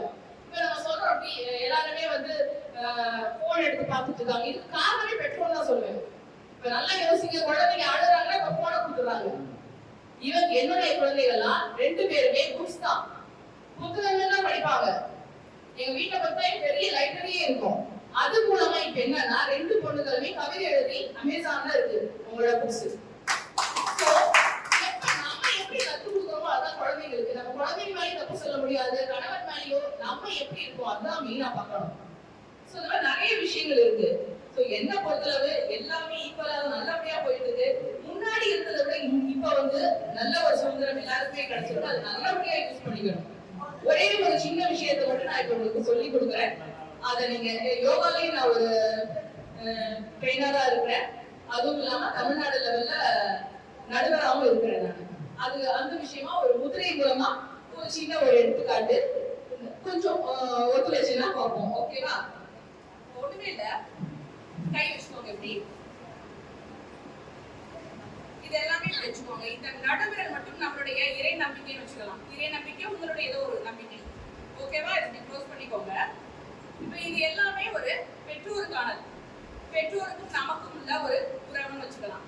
இது வந்து நம்மளுடைய சொத்துக்கள் மீது நமக்குள்ள ஒரு உறவுன்னு வச்சுக்கலாம். இது வந்து நண்பர்களுடைய இருக்கும் இணக்கம்னு வச்சுக்கலாம். இந்த மோதிரவர் வந்து கணவனுக்கும் மனைவிக்கும் இருக்கிற ஒரு இணைப்புன்னு வச்சுக்கலாம். இல்ல ஆண் பெண் அவங்களுக்கான ஒரு ஒற்றுமைன்னு வச்சுக்கலாம். ஓகேவா? இப்ப நீங்க நல்லா பாருங்க, பெற்றோரை நம்ம பிரியக்கூடிய நேரம் கூட வரலாம். பிரியுதா? பிரிச்சு பாக்குறீங்களா? ஈஸியா பிரியும். அதே மாதிரி இந்த சுற்றுகள் என்ன சொன்னேன், சொத்துக்களும் நமக்கு இருக்கும், நாளைக்கு வரும் போகும், இதுவுமே பிரியும். இது வந்து என்ன சொன்னேன், நண்பர்களும் நம்ம கிட்ட இருப்பாங்க, சில பேர் மாறி மாறி வரும். ஆனா ஆண் பெண் உறவு, கணவன் மனைவிக்குள்ள உறவை நீங்க பிரிக்க முடியுதா? பாருங்க, இதை பிரிக்கிறோம், இதையும் பிரிக்கிறோம், இதையும் பிரிக்கிறோம், இந்த மோதிரத்தை பிரிக்க முடியுதா? முடியுதா? நிறைய பேர் பத்தியவே இல்லை நினைக்கிறேன். சோ முதிரைகள் நான் கேட்டா வந்து உண்மையிலே ஆரோக்கியத்திற்கு முதலிடம் கொடுங்கள் தான் சொல்வேன் நான். உடல் ஆரோக்கியமா இருக்கணும், தயவு பண்ணி சில முதிரைகள் பழகுங்க. சுவர் இருந்தால்தான் சித்திரம் இல்லையா? சோ நல்லா பாருங்க, இப்படி வச்சீங்கன்னா கண்டிப்பா இது பிரியும், இதுவும் பிரியும். ஆனா ஆண் பெண் உறவு, கணவன் மனைவி உறவு, பெண்ணுக்கும் ஆணுக்கும் உள்ள இணக்கம் கண்டிப்பா பிரியாது. சோ அது நம்ம நம்பிக்கையோட எல்லாருமே இருக்கணும். அதான் உண்மை. ஓகேவா? ரொம்ப நன்றி, வாய்ப்புக்கு நன்றி. அனைவருக்கும் வணக்கம். மேடையில் இருக்கக்கூடிய ஐயா அவர்களுக்கும் மற்றும் இருக்கக்கூடியவர்களுக்கும் கவிதா காந்தி வந்து பனை இளவரசின்னு அன்பா அழைப்பாங்க. ரொம்ப சந்தோஷமா இருக்கு. அதாவது இப்போ உள்ள இந்த கம்ப்யூட்டர் காலத்துல எல்லாமே வந்து வீணாக நேரத்தை அடிச்சுக்கிட்டு இருக்கிற நேரத்துல நம்ம ஒரு உயிரை விட மேலாக கருதக்கூடிய அந்த தமிழ் மொழி முக்கியத்துவம் கொடுத்து அற்புதமான இந்த நிகழ்ச்சி நடந்திருக்கு. அதுல வந்து நான் கலந்துருக்கு ரொம்ப சந்தோஷமா இருக்கேன். அதே போல சொல்லிட்டு இருக்காங்க, சிற்றிதழ்கள் அப்படின்னு சொல்லி சிற்றிதழா பேரிதழா அப்படின்னு பேசணும். நம்ம எடுத்து கொண்டு போகக்கூடிய கருத்துக்கள் தான் முக்கியம். அவரோட கருத்துக்கள் வலிமையானதாக சிறந்த கருத்துக்களை உடையதாக இருக்கும் பொழுது அது உலக அளவில் போய் சென்றடையும். இதுதான் உண்மையான ஒரு விஷயம். ஸோ நீங்க இதை பத்தி எல்லாம் நீங்க சிந்திக்காதீங்க. உங்களுடைய எண்ணங்களை சமூகத்துல இருக்கக்கூடிய பிரச்சனைகளை உங்களோட எழுத்து வடிவங்களாக மக்களுக்கு கொண்டு போய் சேருங்க. ஒரு பக்கத்தை நீங்க எடுத்து அதை இந்த மாதிரி கொடுக்கல பகிர்ந்தீங்கன்னா கூட உலகத்துல இருக்கிற மூளை முழுக்குகளுக்கெல்லாம் உங்களுடைய கருத்துக்கள் செல்லக்கூடிய அளவுக்கு நீங்க வந்து விஞ்ஞான வளர்ச்சி பெற்று இருக்கு அப்படின்றத உங்களுக்கு நான் நினைவுபடுத்திக்கிறேன். அதே போல பாத்தீங்கன்னா இப்போ சொல்லிட்டு இருந்தாங்க பெண்கள் தினம் கொண்டாடிட்டு இருக்காங்க அப்படின்னு சொல்லி நீங்க ஆண்கள் தினம் இல்லை அப்படின்னு. உண்மையான விஷயம் என்னன்னா உங்களுடைய நிழல்ல நாங்க இருக்கோம். உங்களோட நிழல் இல்லாம எங்களுக்கு வந்து ஒரு எந்த ஒரு சந்தோஷமோ இனிமையோ கிடையாது. உலகமே ஸ்தம்பிச்சு போகும். ஸோ உங்களுடைய நிழல்ல தான் பூமியாக எத்தனை பிரச்சனைகளாக இருந்தாலும் பெண் பூமியாக இருக்கணும்னு சொல்றது போல ஒருத்திக்கிட்ட பூமியாக இருக்கும். நதிகளை போல சொல்லி ஓடி ஆடியாவது நதி என்ன செய்யும்? எத்தனையோ வளங்களை வளர்க்கப்படுத்துது. 47 வகை நீர் வடிவங்களாக நம்ம முன்னோர்கள் நீர் ஆதாரங்களாக பயன்படுத்தியிருக்காங்க. ஆத்து நீர், குளத்து நீர், கம்மாய் நீர், வரப்பு நீர், சுனை நீர், அருநீர், மழை நீர், ஒவ்வொரு நீர் வடிவங்களுக்கும் சொல்லி அதோட மருத்துவ நம்ம அற்புதமான மூலிகைகளில் உள்ள மரங்களையும் செடிகளையும் இலைகளையும் பூக்களையும் பார்த்தீங்கன்னா கோவில்களுக்குள்ள வச்சு ஒவ்வொரு கோவிலுக்கும் ஒரு விசேஷமான மலர்களையும் மரங்களையும் செடிகளையும் அப்படின்னு சொல்லிட்டு வழிபாட்டோட முன்னோர்கள் அதை சேர்த்து போயிட்டு அதை நம்ம பார்க்கலையுமா இன்னைக்கு பின்பற்றிட்டு இருக்கோம். தமிழ்நாடு சிற்றர்கள் மற்றும் எழுத்தாளர்கள் கூட்டத்திற்கு நிகழ்ச்சிக்கு வருகை தந்ததற்கும் அனைவருக்கும் இருக்கும். நிகழ்ச்சிக்கு தாமதமாக வந்ததற்கு ஒரு நாட்டு மன்னிப்பு கேட்கிறார். முடியாத சூழல் பட்டு இருந்தாலும் சொல்லி செல்வதெல்லாம் இருக்கும்போது அந்த வாய்ப்பை நான் மிஸ் பண்ணக்கூடாதுங்கிறதுக்காக நான் வந்திருக்கேன். உணவு நேரம் அதே சமயத்தில் உணவு நேரம் ரெண்டு ஒரே நேரத்தில் வந்திருக்கு. இருந்தாலும் உணவு நேரத்துக்கு முக்கியத்துவம் கொடுத்து உணவு நேரத்தை கொஞ்சம் தள்ளி வைக்கலான்னு அந்த இடத்துல கேட்கிறேன். ஐயா கோவில் துரைசுவர் போன்றவங்களாம் பேசிட்டு பேசலையா? சுரேஷ் அவர்கள் இந்த நிகழ்ச்சியை சொல்லியிருந்தாரு. அவர் சொன்ன எனக்கு அகில இந்திய கான்ஃபரன்ஸ் போயிட்டு இருக்கு, மேக்சிமம் ட்ரை பண்றாங்க. அப்ப சொன்னார்ல ஒரு எழுத்தாளர்கள் சிற்றுதல் நடத்துறவங்களாம் வராங்க, எல்லாம் கலந்துக்கிறாங்க, புதிய நிர்வாகிகள் அறிமுகப்படுத்துறதுலாம் சொன்னாரு. அதுக்கப்புறம் விருது கொடுக்கறதெல்லாம் சொன்னாரு. இது போன்ற ஒரு அமைப்பு விருது கொடுக்கறதுல நிச்சயமா கலந்துக்கணும், சப்போர்ட் பண்ணணும், என்கரேஜ் பண்ணணும். அந்த விருது கொடுக்குறவங்களையும் வாங்குறவங்களையும் வாழ்க்கணும்னு நினைக்கிறதுக்கு காரணம் என்னன்னா, இன்னைக்கு விருது இரண்டு வகை இருக்கு. விருது வாங்குவது பெறுவது. பல விருது வாங்கப்படுகிறது, வழங்கப்படுவது. ஆனால் உண்மையான விருதுகள் எங்க வழங்கப்படுகிறதுனா, இது போன்ற தன்னலம் இல்லாத ஒரு சமுதாய நோக்கத்திற்காக செயல்படக்கூடிய இது போன்ற அமைப்புகள் தரும் விருதுகள் தான் உண்மையான விருதுகளாக இங்கு பார்க்கப்படுகிறது. அதுதான் அவர்களுக்கும் கொடுப்பவர்களுக்கும் அதற்கான கௌரவம், வாங்குபவர்களுக்கும் அதற்கான ஒரு கௌரவமாக அந்த இடத்துல பார்க்கிறோம். அதுக்கப்புறம் மகளிர் தின விழா குறிப்பிட்டிருக்காங்க. அதையும் இணைந்து இதுல சொல்லப்படுகிறது. நம்மளுடைய சொல்லின் செல்வர் நிர்வாகிகளை பற்றி இயக்கத்திற்கு பின் அவர் பேசும்போது நிச்சயமாக இருக்கிறார். மகளிர் தினம்ங்கிறதுனால அதை பற்றி மட்டும் சில கருத்துக்களை நான் சொல்லிட்டு அடுத்து அந்த நேரத்தை சொல்லின் செல்வர் கொடுக்கணும்னு நினைக்கிறேன். மிகவும் வியந்து பார்த்த சில மகளிரை பற்றி நான் சொல்லணும்னு விருப்பப்படுறேன். அதுல முதலாவதாக நான் குறிப்பிட நினைக்கிறவங்க யாருன்னு சொல்லி பார்த்தாக்கா, ஆபிரகாம் லிங்கனுடைய அத்தை. அவருக்கு பெற்றோர் கிடையாது, அவருடைய அத்தை கிட்ட தான் அவர் வளர்ந்தார். அப்படி இருக்கும்போது அவருக்கு படிக்கிறதுக்கான வசதி கிடையாது. அவங்க அத்தை ஒரு பெரிய ஒருத்தருடைய வீட்டுல வேலையை செய்திருந்தாங்க. அந்த வீட்டு எஜமானி அம்மா ஒரு ஆபத்துல இருக்கும்பொழுது அவங்களுடைய உயிரை காப்பாற்றுறவங்க அந்த வீட்டுல வேலை செய்யறதுக்கு ஆபரகாலியுடைய அத்தை. அப்ப அவங்க என்னோட உயிரை காப்பாற்றுங்க, அவங்களுக்கு ஏதாவது செய்யணும், உங்களுக்கு என்ன வேணும் கேளு அப்படின்னு கேட்டப்போ, பணம் வேணுமா என்ன வேணும் கேட்டப்போ அவங்க கேட்டாங்க ரொம்ப தயக்கத்தோட, பிள்ளை இருக்கலாம், அவருக்கு ரொம்ப படிக்கணும்னு ஆர்வம், ஆனா அவருக்கு புத்தகம் என்னாலும் வாங்கி தர முடியல. அப்படின்னா நான் காசு தரேன், நீ புத்தகம் வாங்கி கொடுங்க. அதுக்கு அவங்க சொன்னாங்க, நீங்க பணம் கொடுத்து நான் ஒரு புத்தகமா 2 புத்தகமா தான் வாங்க முடியும். ஆனா நீங்க நினைச்சீங்கன்னா எனக்கு ஒரு உதவி செய்யலாம் தான். என்னன்னா, அவங்க வீட்டுக்காரர் வீடு பூரா புத்தகம் அடிக்க வச்சிருக்காரு, எக்கச்சக்கமான புத்தகங்கள் அடிக்க வச்சிருக்காரு. அதுல அவங்க சொல்றாங்க, இங்க இருக்கிற புத்தகங்களை ஒண்ணு ஒண்ணா என்கிட்ட கொடுத்தீங்கன்னா நான் ஒண்ணு ஒண்ணா என் பையனை படிச்சதுக்கு கொண்டு 10 ரூபாய் சேதமாவாம ஒப்படைச்சிருவேன் அப்படின்னு சொல்றாங்க.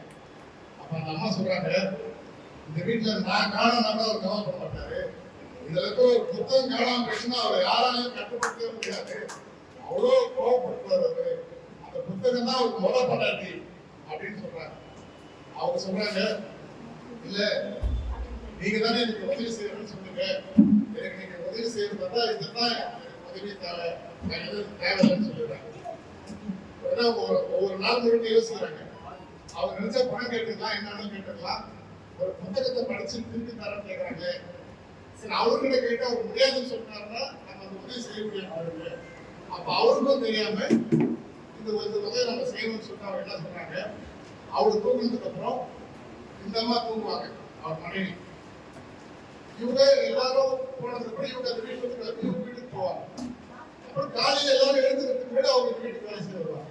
அதனால அவங்க சொல்றாங்க, சரி நீ வீட்டுல நைட்டு கிளம்பி போற இல்லையா, போகும் பொழுது ஒரு புத்தகத்தை எடுத்துக்கோ.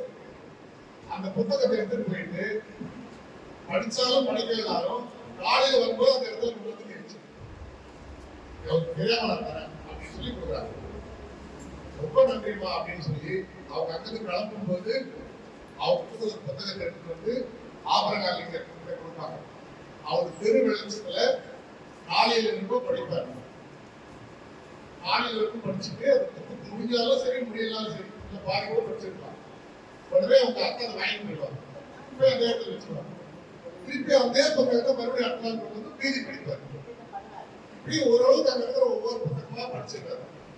இப்ப என்சைக்ளோபீடியா மாதிரி உலக புகழ்பெற்ற புத்தகங்கள் ஒன்றான Das capital, Karl Marx Das capital மாதிரி மிகவும் புகழ்பெற்ற சில புத்தகங்களுடைய பேர் எல்லாம் அந்த ஆபரணங்கள் அந்த இளைஞராக இருக்கக்கூடிய ஆபரணங்கள் அவங்ககிட்ட எழுதி கொடுக்குறாரு.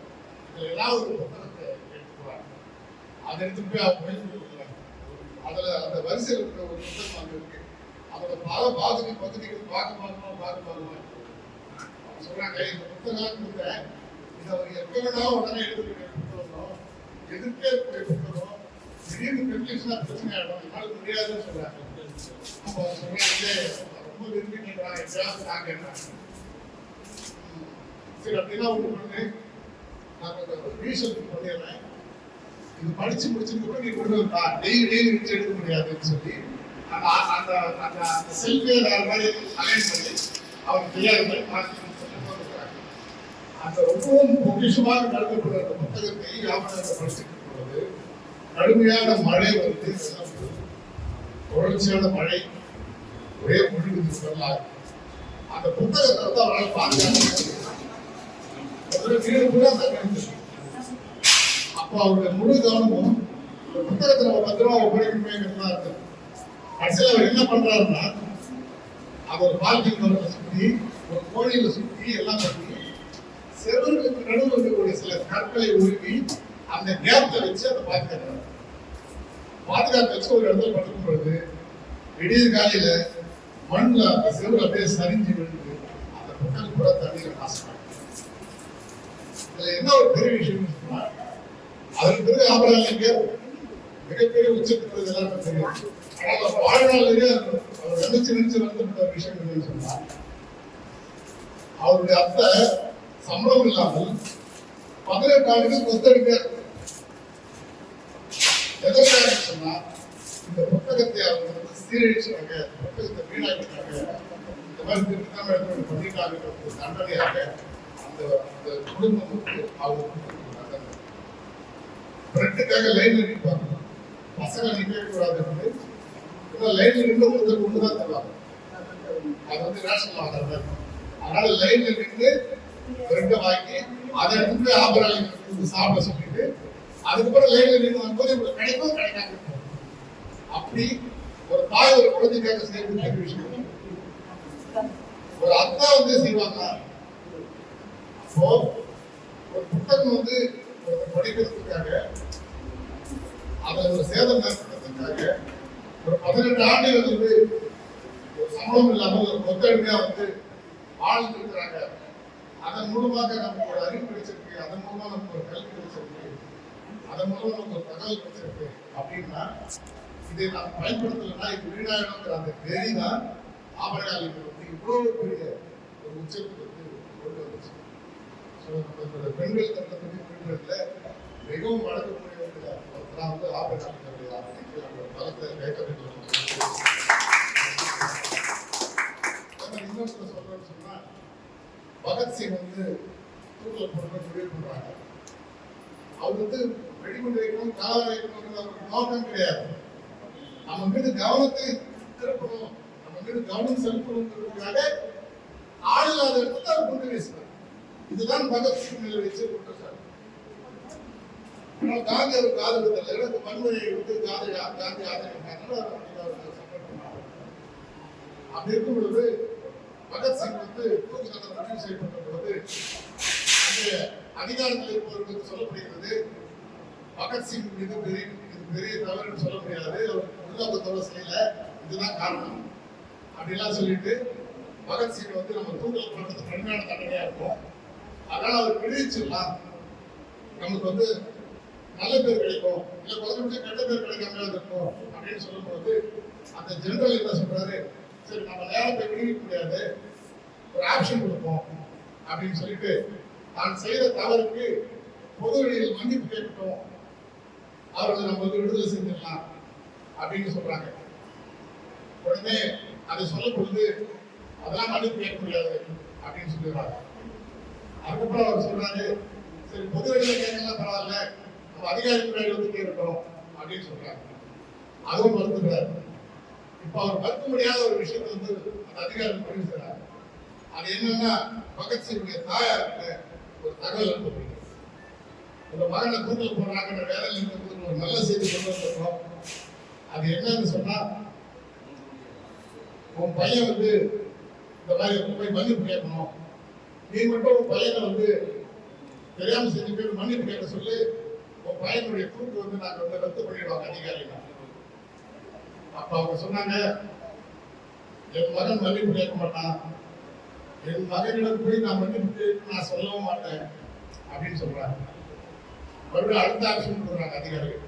சரி உன் மகன் தான் ஒரு புரியாதக்காரன், சின்ன பையன், உன் மகனுடைய உயிரோடு முக்கியம் தானே, அவன் முக்கியம் அப்படின்னா உன் மகன் சார்பாக நீ மன்னிப்பு கேட்க நாங்கள் அவரை விட்டுறோம் அப்படின்னு சொல்றாங்க.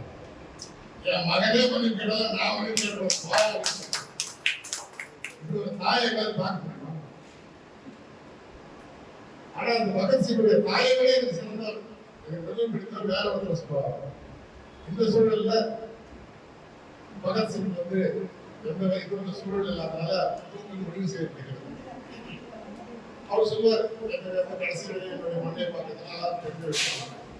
அவருடைய கடைசி ஆசை என்ன அப்படின்னு கேட்கப்படுகிறது. இந்த தூக்கம் போட முடிவாயிடுச்சு, உங்களுடைய கடைசி ஆசை ஏதாவது இருந்தா சொல்லு அப்படின்னு சொல்றாங்க. என்னுடைய கடைசி ஆசை ஒன்றே ஒன்றுதான், அதை நீங்கள் நிச்சயமாக நிறைவேற்றுவதற்கு நம்புகிறேன். பேபி கையால ரொட்டி சாப்பிடணும் அப்படின்னு சொல்றாங்க. அங்க இருந்தவர்கள் எல்லாரும் அதிர்ந்து போகிறாங்க. பேபி கையால ரொட்டி சாப்பிடணும், நீ தெரிஞ்சுதான் சொல்றியா? இதுதான் என்னுடைய ஆசை, என்னுடைய கடைசி ஆசை அதுதான் அப்படின்னு சொல்றாரு. இந்த செய்தியை கேட்டு சக கைதிகளும் அதிர்ந்து போகிறார்கள், அந்த பேபியும் அதிர்ந்து போகிறார். யார் அந்த பேபி அப்படி என்றால், அந்த பேபி என்ற பெண்மணி யார் என்றால், சிறை கைதிகளுடைய மலத்தை எடுக்கக்கூடிய ஒரு தொழிலாளர், ஒரு துப்புரவு. அவங்க கையால சுத்த ரொட்டி நான் சாப்பிடணும், அதுவே என்னுடைய கடைசி உணவாக இருக்கணும்னு சொல்லி நான் ஆசைப்படுறேன்னு சொல்றாரு பகத்சிங். தமிழ்நாடு சிற்றிதழ்கள் மற்றும் எழுத்தாளர்கள் கூட்டமைப்பு ஒவ்வொரு விழா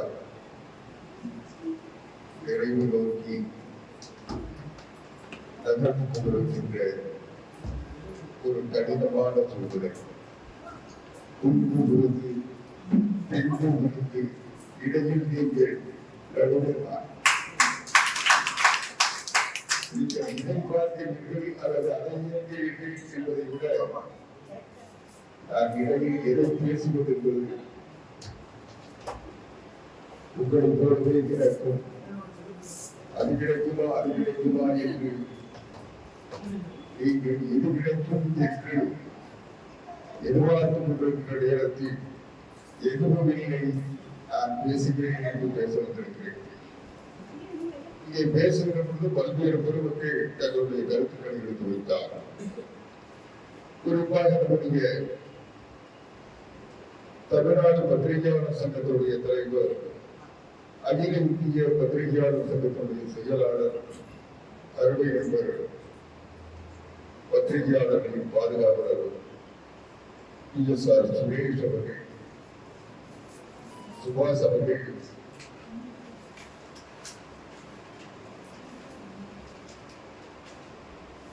சுருக்கமாக பேசினாலும் வரலாற்றில் இருந்து பல்வேறு சுவையான செய்திகளை எடுத்து சொன்னார்கள். அவர் குறிப்பிட்டது 2 செய்திகள். ஒன்று, தன்னுடைய கடுமையான சூழ்நிலையில் கூட தன்னுடைய மரணத்தை பற்றி சிந்திக்காமல்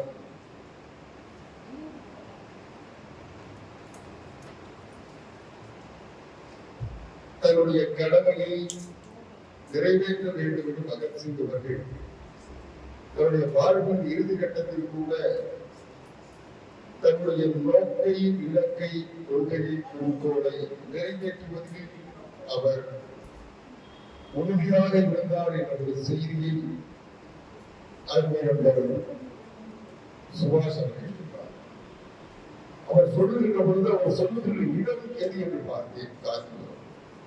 பேரறிஞர் அண்ணா அவர்கள் நோய்வாய்ப்பிற்கு மருத்துவமனையிலே அறுவை சிகிச்சைக்காக காத்திருக்கின்ற பொழுது நான் இந்த நூலை படிக்கிறேன் என்று படித்து முடித்து விட்டதற்கு பிறகு இந்த அறுவை சிகிச்சை செய்ய முடியுமா என்று சொன்னது பேரறிஞர் அண்ணா அவர்கள் பிறந்த இந்த காஞ்சிபுரத்தில் இப்படிப்பட்ட ஒரு நல்ல செய்தியை நீங்கள் நிறைவேற்றிக் கொண்டு வந்தார். அதற்காக அவரை நான் பாராட்டுகிறேன்.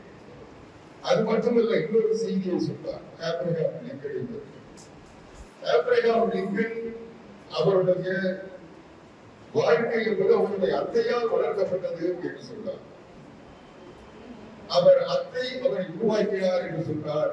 அதை போல சுபாஷ் அவர்களையும் உருவாக்கிய அவருடைய அத்தை அவர்கள்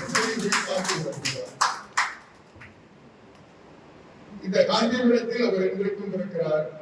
அவர்தான் இவரை வளர்த்தார். இவருடைய தந்தை கம்யூனிஸ்ட் இயக்கத்தில் தீவிரமாகவும் பத்திரிகையாளர் சட்டத்தில் ஆர்வமாகவும் வீட்டை துறந்து நாட்டிற்காகவும் சமுதாயத்திற்காகவும் இன்னும் சொல்ல போனால் கம்யூனிஸ்ட் இயக்கத்திற்காகவும் வழிகாட்டி கொண்டிருந்தவர். அவருடைய தாயாரும் அதற்கு கம்யூனிஸ்ட் குடும்பம் என்பதால் கடந்த காலங்களில் கம்யூனிஸ்ட் இயக்கம் என்பது தலைமறைவு வாழ்க்கை. அதை தொடர்ந்து பல்வேறு எழுத்தாளர் கூட்டமைப்பினுடைய தலைவர் பொதுச் செயலாளர் அன்பு சகோதரர் கவிஞர் சுரேஷ் அவர்கள் தலைமையேற்று நடத்திருக்கிறார்.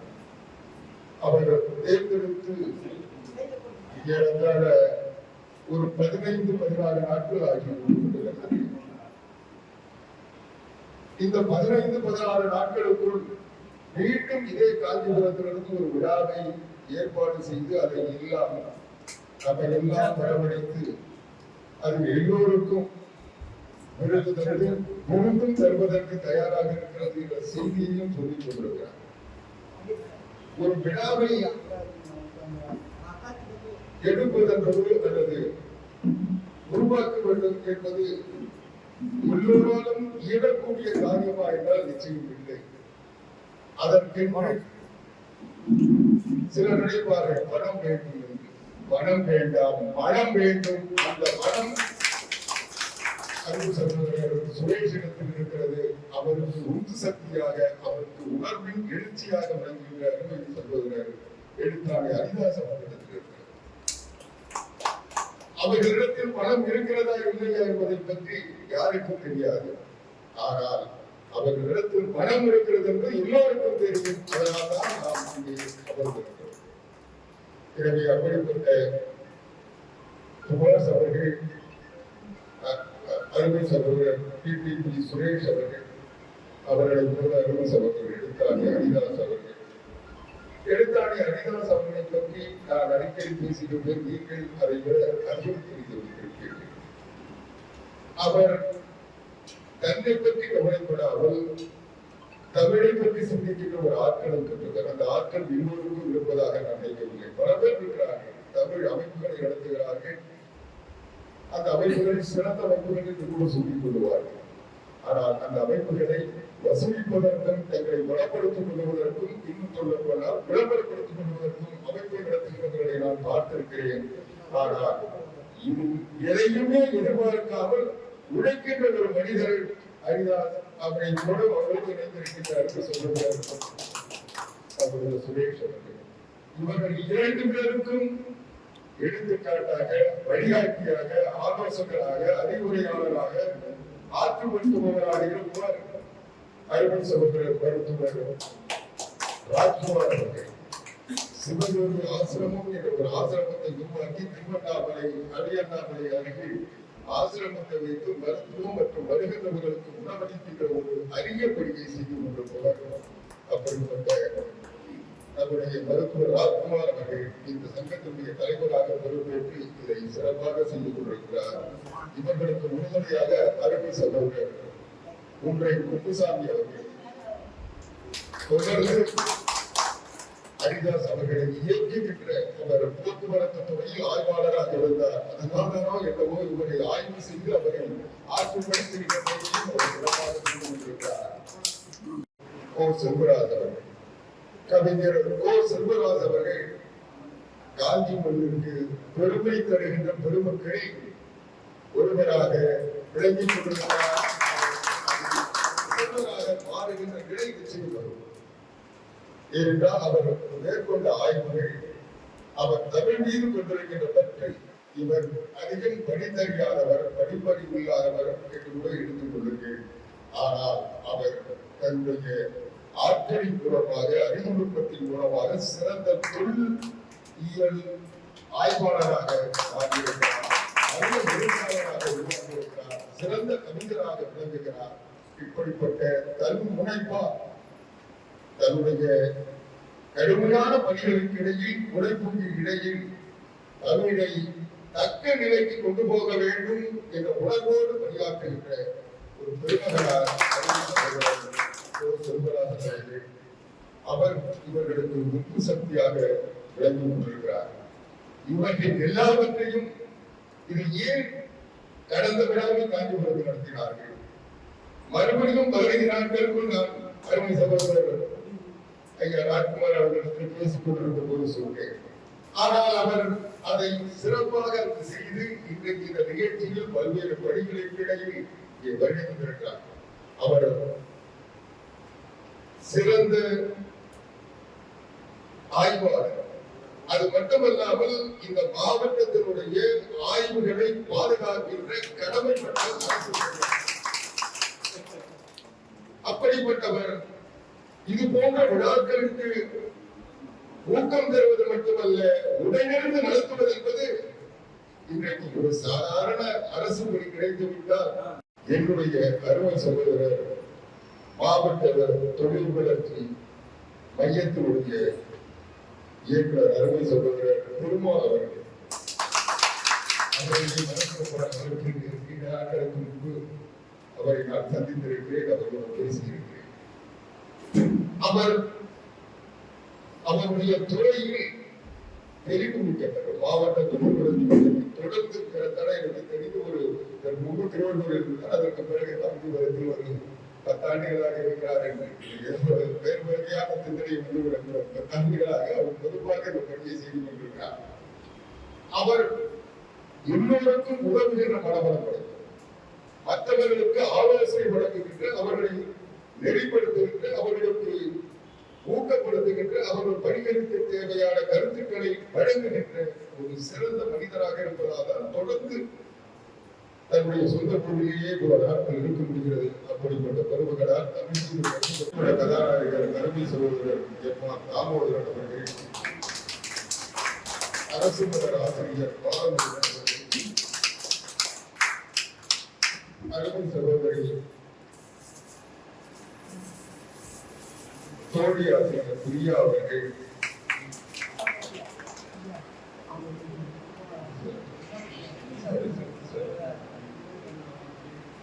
அருமை சகோதரர் தமிழ் மரவன் அவர்கள், தமிழ் தாரகை சுகந்திரா அவர்கள், படை இளவரசு அருமையான ஒரு மலமிக்கு உரையாற்றிய படை இளவரசு கவிதா அவர்கள், முனைவர் சங்கீதா அவர்கள், தென்கை தமிழ் சங்கத்தினுடைய தலைவர் மருத்துவர் ஈவரேகா அவர்கள், கள்ளக்குறிச்சி பாரதி கோபி அவர்கள், பாலாஜா சுப்பிரமணியம் அவர்கள் பாராட்டிய சிறப்பித்ததாக நீங்கள் நம்புவீர்கள் என்ற நம்பிக்கையோடு என்னுடைய உரையை சுருக்கமாக நிறைவு செய்யும். இங்கே பேசுகின்ற பொழுது ஆண்களுக்கு அதிகமா பெண்களுக்கு அதிகமா இந்த பெண்கள் கொண்டாட்டம் போலவே ஆண்கள் கொண்டாட்டம் அமைய வேண்டும் என்று நம்முடைய காப்பாற்றிய தொடங்கி வைத்தார். அதை தொடர்ந்து அதற்கு முன்பு நம்முடைய அருமை சகோதரர் அதை ஏற்படுத்தி நான் நினைத்து பார்த்தேன். கொண்டாட்டம் என்பதற்கு எப்பொழுது கொண்டாட்டம் வருகிறது? ஒரு நிறைவு இருந்தால், ஒரு சிறப்பு இருந்தால், ஒரு பாராட்டு கிடைத்தால் கொண்டாடுவோம். பாதிப்பு இருந்தால் கொண்டாட்டம் வருமா? இரண்டாவது, இது ஏதோ நம்மை நாமே பலகீனப்படுத்திக் கொள்வதற்காக அல்லது தன்னை வெளிப்படுத்துவதற்காக பேசுகிற பேச்சாக நான் பார்க்கிறேன். வரலாறுகள் எல்லாம் வரலாறுகளில் இருந்து அவர்களுடைய பண்பாட்டையும் அவர்களுடைய தொன்மையையும் பார்த்துக் கொண்டிருக்கிறார். உலகத்திலேயே மொழியால் வரலாற்றை பெற்றிருப்பது நாம் மட்டும்தான். நம்முடைய இலக்கியங்கள் தான் நம்முடைய வரலாறு. வேறு எந்த மொழிக்கும் இந்த வரலாறு இல்லை. தமிழுக்கு மட்டும்தான் இலக்கியத்திலிருந்து வரலாறு படைக்கப்பட்டிருக்கிறது. நம்முடைய சங்க இலக்கியங்கள் தான் நமக்கு வழிகாட்டி. நம்முடைய தொன்மையான மொழியினுடைய அந்த தனித்துவம் என்பது நம்முடைய இலக்கியத்திலிருந்து நாம் பெற்றிருக்கிறோம். அது நம்முடைய சங்க இலக்கியங்கள் 10 பாட்டு 8 தொகை 18 கீழ்கணக்கு நூல்கள் மேற்கணக்கு நூல்கள் என்று இந்த சங்க இலக்கியங்கள் எல்லாம் இன்றைக்கு வெறும் ஆண்கள் மட்டுமா அது எழுதியிருக்கிறார்கள்? அது பெண்களே இல்லையா? ஏறத்தாழ 56 66 என்று 10 நடந்திருக்கு. இன்னைக்கு பெண்பால் புலவரே அது இருக்கிறார்கள். நான் இன்னும் சொல்கிறேன், உலகத்திலேயே அருமைத்தோழர் சுபாஷ் அவர்கள் சொல்வார், தமிழ் சொல்வார் உலகத்திலேயே சமத்துவத்தை போதித்தது என்று. நான் சொல்லுவேன், சங்க இலக்கியம் தான் உலகத்திலேயே பாகுபாடு இல்லை. ஆண் கவிஞர்களும் இருந்தார்கள், பெண் கவிஞர்களும் இருந்தார்கள் என்பதற்காக நான் சொல்லவில்லை. சங்க இலக்கியங்களில் மட்டும்தான் மன்னனும் கவிதை எழுதியிருப்பார். சாதாரண அடுத்த வேலை உறவுக்கு இல்லாத மன்னர்கள் கையேந்தி நின்றவர்கள் கவிதை எழுதியிருப்பார். அவருக்கும் புறநானூற்றில் இடம் உண்டு, இவருக்கும் புறநானூற்றில் அகநானூற்றில் இடம் இருக்கிறதா இல்லை? இதுதானே சமத்துவம். அன்றைக்கு உலகத்தில் சங்க இலக்கியத்தில் என்ன பாகுபாடு இல்லை, ஆண் பெண் என்ற பாகுபாடு இல்லை. இன்னும் கேட்டால் ஒரு அரசனையே நீ செய்வது தவறு என்று சொல்லுகின்ற வல்லமை ஒரு பெண்பால் புலவருக்கு இருந்தது என்றால் என்ன சமுதாயத்தில் இருந்தது? அப்பொழுது பெண்கள் அடிமை என்றால் வீட்டை விட்டு வெளியே அனுப்பாமல் இருந்தால் அவையார் போய் கேள்வி கேட்க முடியுமா? அப்பொழுது சமுதாயம் சரியாக இருந்தது. எப்பொழுதுமே இருவேறுபட்ட நிலைகள் எல்லா காலங்களிலும் எல்லா நாடுகளிலும் அப்படி நிலை இருந்தது. ஆனால் அதை வைத்துக் கொண்டு பெண்கள் அடிமைப்படுத்தப்பட்டார்கள் என்று நாம் வருத்தப்படுவதோ அதை காட்டி நாம் பேசுவதோ நம்முடைய பார்வை சரியானது இல்லை என்பதற்கு உள்ளாட்சிகளிலிருந்து ஊராட்சிகள் வரை எனக்கு பெண்கள் 50-50 என்று விழுக்காடு கண்டிப்பாக இடம்பெற்று ஆக வேண்டும் என்ற நிலை இருக்கிறது. இது எப்படி சமத்துவமா என்று நீங்கள் கேட்டால் நான் இல்லை என்று சொல்லுவேன். ஏனென்றால் ஆண்கள் இடத்தில் பெண்கள் உட்கார்ந்து விட முடியும், பெண்களுக்குரிய 50 இடத்தில் ஆண்கள் போகவே முடியாது. அப்பொழுது ஆண்களுக்கு கிடைத்த இடத்திலும் பெண்கள் வந்து விடுகிறார்கள். அது 60-55% இன்று இருக்கிறது. இது காலப்போக்கில் 100% கூட போய்விட முடியும். எனவே பெண்களை இன்றைக்கு உயர்ந்த நிலையத்தில் கொண்டு செல்கிற சமூக அமைப்பாக நம்முடைய சமூகம் இருக்கிறது, பண்பாடு இருக்கிறது, நம்முடைய மொழி இருக்கிறது.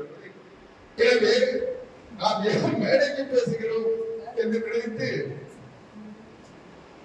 இது பேசுவது என்பது இது மற்றவர்கள் கை தட்டுவார்கள், மற்றவர்கள் நம்மை ஒரு கருத்தியலாளராக பார்ப்பார்கள் என்று நினைப்பதை விட நாம் நடைமுறை இருப்போம். சில நேரங்களில் பெண்கள் பாதிக்கப்படுகிறார்கள், உண்மைதான் இல்லை என்று சொல்லவில்லை. சில நேரங்களில் ஆண்களும் பாதிக்கப்படுகிறார்கள். எழுத்தாளர்கள் கூட்டமைப்பு என்பது ஒரு சிறந்த அமைப்பாக உருவாக்கி இருக்கிறது. அடுத்து வாடியம்பாடியில் இந்த விழாவை நடத்துவதற்கு இது அவர்கள் 2 பேரும் செயலாளரும் நிர்வாக செயலாளரும் நடத்திவிட்டார்கள். நான் தலைவர்களுக்கு இருக்கு நான் நடத்தாமல் விடுவேன். நான் மிக பிரம்மாண்டமான விழாவை வாடியம்பாடியில் நடத்தி காட்டுகிறேன் என்று சபதம் ஏற்று அருமை சகோதரர் மருத்துவர் ராம்குமார் அவர்கள் அவர் சொன்னால் செய்யக்கூடியவர். அவர் ஏற்கனவே திருவண்ணாமலையில் ஒரு சிறப்பான விழாவை நடத்தி காட்டியவர். எனவே அப்படிப்பட்ட ஒரு சிறந்த நிர்வாகிகள் இந்த அமைப்பை பொறுப்பேற்றிருக்கிறார்கள். இந்த அமைப்பு பள்ளி பெருக வேண்டும். இந்த அமைப்பின் வழியாக பல்வேறு மக்கள் விருது பெறுகிறார்கள், சிறப்பு பெறுகிறார்கள், பாராட்டு பெறுகிறார்கள் என்பதை விட வலுப்படுத்தப்படுகிறார்கள் என்று நான் நம்புகிறேன். எனவே தக்கவர்களை, தகுதியானவர்களை எந்தவித பாகுபாடும் இல்லாமல் உடைப்பவர்களை உற்சாகப்படுத்துகின்ற ஒரு சிறந்த அமைப்பாக இந்த தமிழ்நாடு சிற்றிதழ் மற்றும் எழுத்தாளர் கூட்டமைப்பு விளக்குவது உண்மையிலேயே உங்களைப் போலவே எனக்கும் மகிழ்ச்சியை தருகிறது. அந்த மகிழ்ச்சி மிக்க விழாவில் பங்கெடுத்ததற்காக நான் பெருமைப்படுகிறேன், சிறப்பு பெறுகிறேன். இந்த விழாவின் வழியாக உங்களை எல்லாம் சந்திக்கின்ற வாய்ப்பையும் பாக்கியத்தையும் பெறுவதற்காக நான் மனநிறைவடைகிறேன். இன்றைக்கு பல்வேறு விருதுகள் இங்கே வழங்கியிருக்கிறார்கள். ஒவ்வொரு வகையிலும் அந்த சிறப்புக்குரியவர்களை அருமை சகோதரர் எழுத்தாளர் ஹரிதாஸ் அவர்கள் தேர்ந்தெடுத்து இதை வழங்கிக் கொண்டிருக்கிறார். அவர் மரியாதைக்குரிய அருமை சகோதரர் சுபாஷ் அவர்கள் சொல்வதை போல 500 ரூபாய் இருந்தால் ஒரு நிகழ்ச்சி நடத்தி வருவார். சொல்லி நம்பிட்டாங்க. எதுவும் இல்லை, நம்முடைய பார்வையில் இருப்பதா அடையும், மனதில் இருப்பதா அடையும். இந்த நம்முடைய தமிழ்நாடு சிற்பதிகள் மற்றும் எழுத்தாளர்கள் கூட்டமைப்பின் வளர்ச்சிக்காகவும் என்னுடைய சிறு பங்காக 10,000 ரூபாயை பெறுவதாக தெரிவித்திருந்தேன். அந்த பணத்தை நம்முடைய காப்புறுதல் முன்னிலையில் இன்னைக்கு பார்த்தீங்கன்னா நான் தமிழகத்தில் இருக்கக்கூடிய பல பெரிய பத்திரிகைகளில் நான் தொடர்ந்து ஆய்வு கட்டுரைகளையும் வரலாற்று ஆய்வுகளையும் நாளைய கள வரலாறுகளையும் எழுதுகின்றேன். ஆனால் அவர்களுக்கு தகுந்த ஒரு அங்கீகாரத்தை தரவில்லை. ஏன் என்று சொன்னால் அவர்கள் ஐயா சொல்லியதை போல இந்த கோயிலுக்கு போனா இது நிவர்த்தி ஆகும், எதை எங்களுக்கு வந்து பணம், அந்த பணத்தை வந்து எப்படி பண்ணலாம், மக்களுக்கிட்ட எங்களோட காப்பர் வந்து நீக்கி ஆகும் அப்படின்னு தான் சொல்லியாங்க. தவிர நம்மளோட ஒரு கருத்தை ஒரு இந்தியா சுதந்திரம் அடைவதற்கு முக்கியமான காரணம் என்னன்னு கேட்டீங்கன்னா சிற்றுதேர்கள் தான். ஒரு தனிப்பட்ட மனிதன் அவனோட ஆதங்கத்தை, அவனோட உள்ள குமுறல்களை, அவனோட எழுச்சியை வந்து தெரியப்படுத்தியது சிற்றுதேர்கள் தான். அந்த சிற்றுதேர்கள் நடத்துவது எவ்வளவு பெரிய கொடுமை அப்படிங்கிறது எனக்கு தெரியும். அதனால என்னால முடிஞ்ச சிறிய தொகை 10,000 ரூபாயை சான்றோர்கள் தலைமையில சிறிய நாளைக்கு அவரோட முன்னில கொடுக்குறேன். ரொம்ப நன்றி. இந்த விருதினை வழங்கி கௌரவப்படுத்தப்படுகிறது. அதே சமயத்தில் நம்முடைய சிற்றுதர்கள் என்று ஒன்று துவக்குவதற்கு அவருடைய தந்தையார் ரவீந்திரதாஸ் ஐயா அவர்கள் இருந்த காலத்திலே நாம் அதை ஒரு பணியை செய்தோம். அந்த பணியை அதை தொடங்கி அதை சிறப்புரை செய்த ஐயாவுக்கு இங்க பாருங்க மேடம் அப்படியே ஓகே.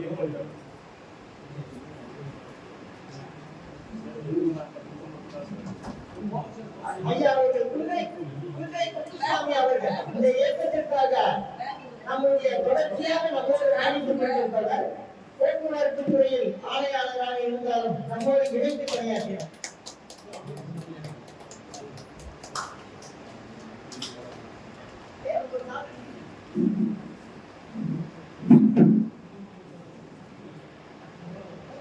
சார் இங்க பாருங்க சார் கிட்ட சார் இங்க பாருங்க சார் இங்க பாருங்க.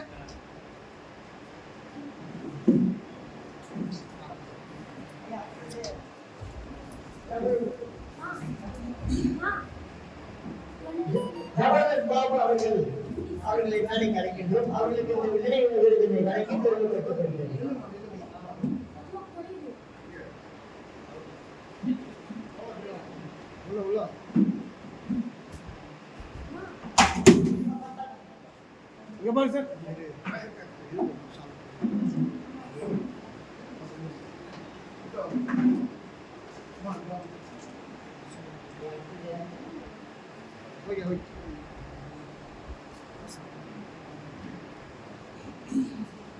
அருங்காட்சியகத்தின் சிறப்பு மிக்கவராக திகழ்ந்து கொண்டிருக்கின்ற அருமை சகோதரர் உமாசங்கர் அவர்களுக்கு நினைவு வழங்கப்படுகிறது. தமிழ் தாரகை தமிழ்ச்சங்கங்களுக்கு தொடர்ந்து நம்முடைய பல பணிகளை செய்து கொண்டிருக்கின்றார் அம்மையார் திரு சுகந்திரா அவர்களுக்கு மனையின் பெருமைகளை உணர்த்திக் கொண்டிருக்கின்ற அருமை சகோதரி கவிதா அவர்களுக்கு இந்த நினைவுரை வழங்கி கௌரவிக்கப்படுகிறது. ஆசிரியர் முனைவர் இளவரசி அவர்களுக்கு இந்த நினைவுரை வழங்கி பெருமைப்படுத்தப்படுகிறது. ஆசிரியர் அவர்கள்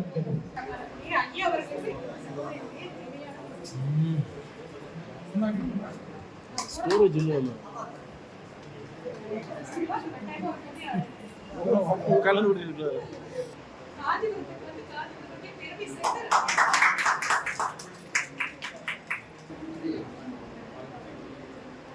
நமது அமைப்பின் தலைவரும் திருவண்ணாமலையில் பக்தர்களுக்கு தினசரி அன்னதானம் வழங்கிக் கொண்டிருக்கின்ற நிறுவனரும் மக்கள் தொண்டாற்றிக் கொண்டிருக்கின்ற மருத்துவத்துறையில் அருமை சகோதரமாகிய எனது 40 ஆண்டு கால நண்பர் திரு ராஜ்குமார் அவர்களுக்கு இந்த தியாக சம்பள விருதினை வழங்கி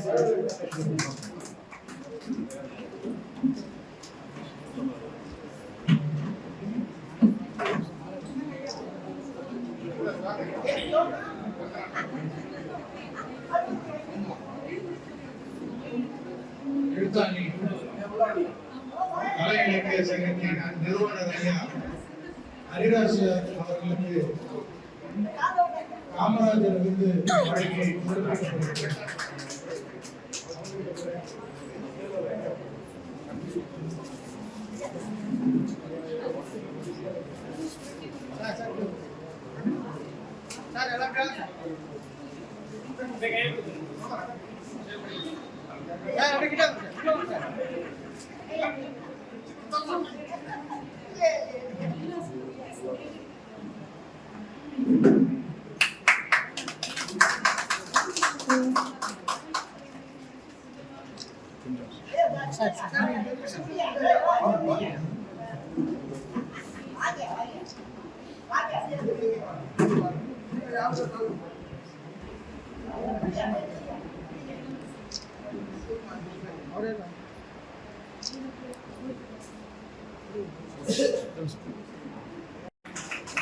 இதேபோன்று ஐயா ராஜ்குமார் அவர்களுக்கு சிற்றேதை சார்பாக சார்பு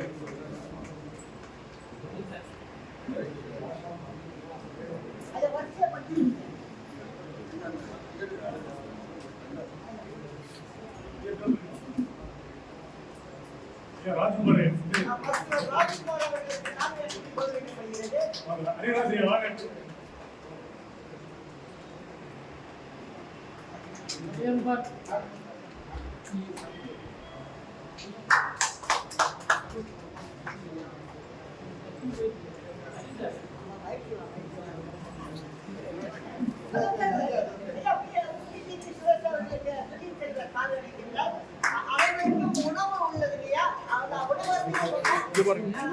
சார் இங்க பாருங்க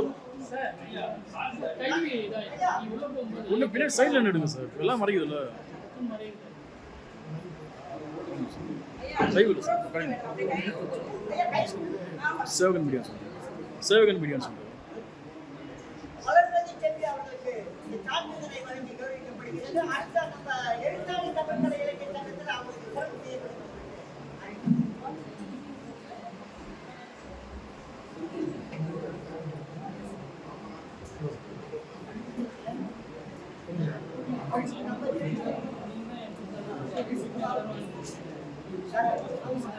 லாஸ்ட் டைம் அந்த மீட்டிங் கவர் பண்ணிடுவோம்.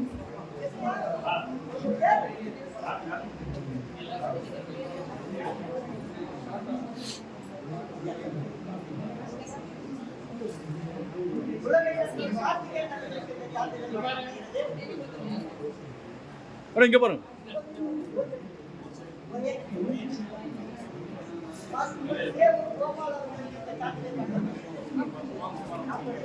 ஓகே சான்றிதழ் வழங்கி கௌரவிக்கப்படுகிறது. ஜெகநாதன் அவர்களுக்கு கிஷோர் ஜெகநாதன் அவர்களுக்கு சான்றிதழ் வழங்கப்படுகிறது.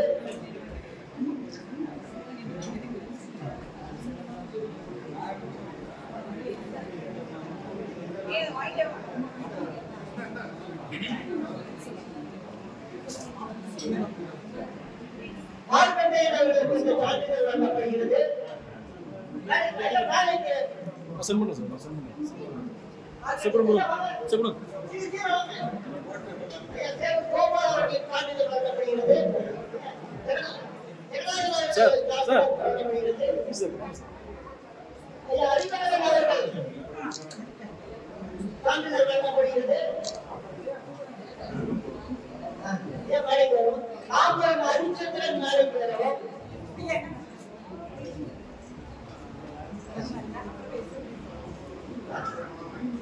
வழக்கறிஞர் இளம் ரவி அவர்களுக்கும்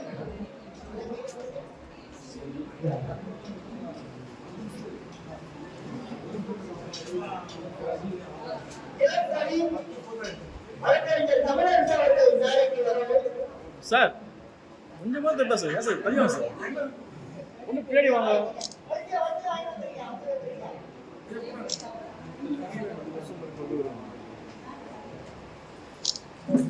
ஓகே சார்.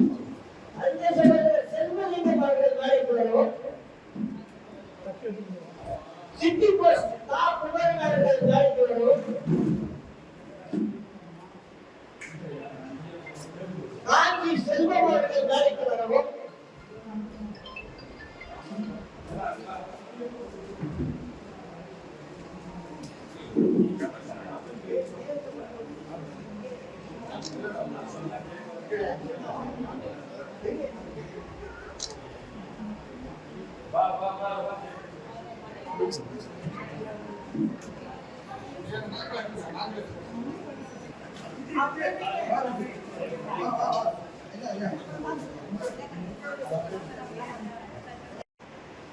ரெடி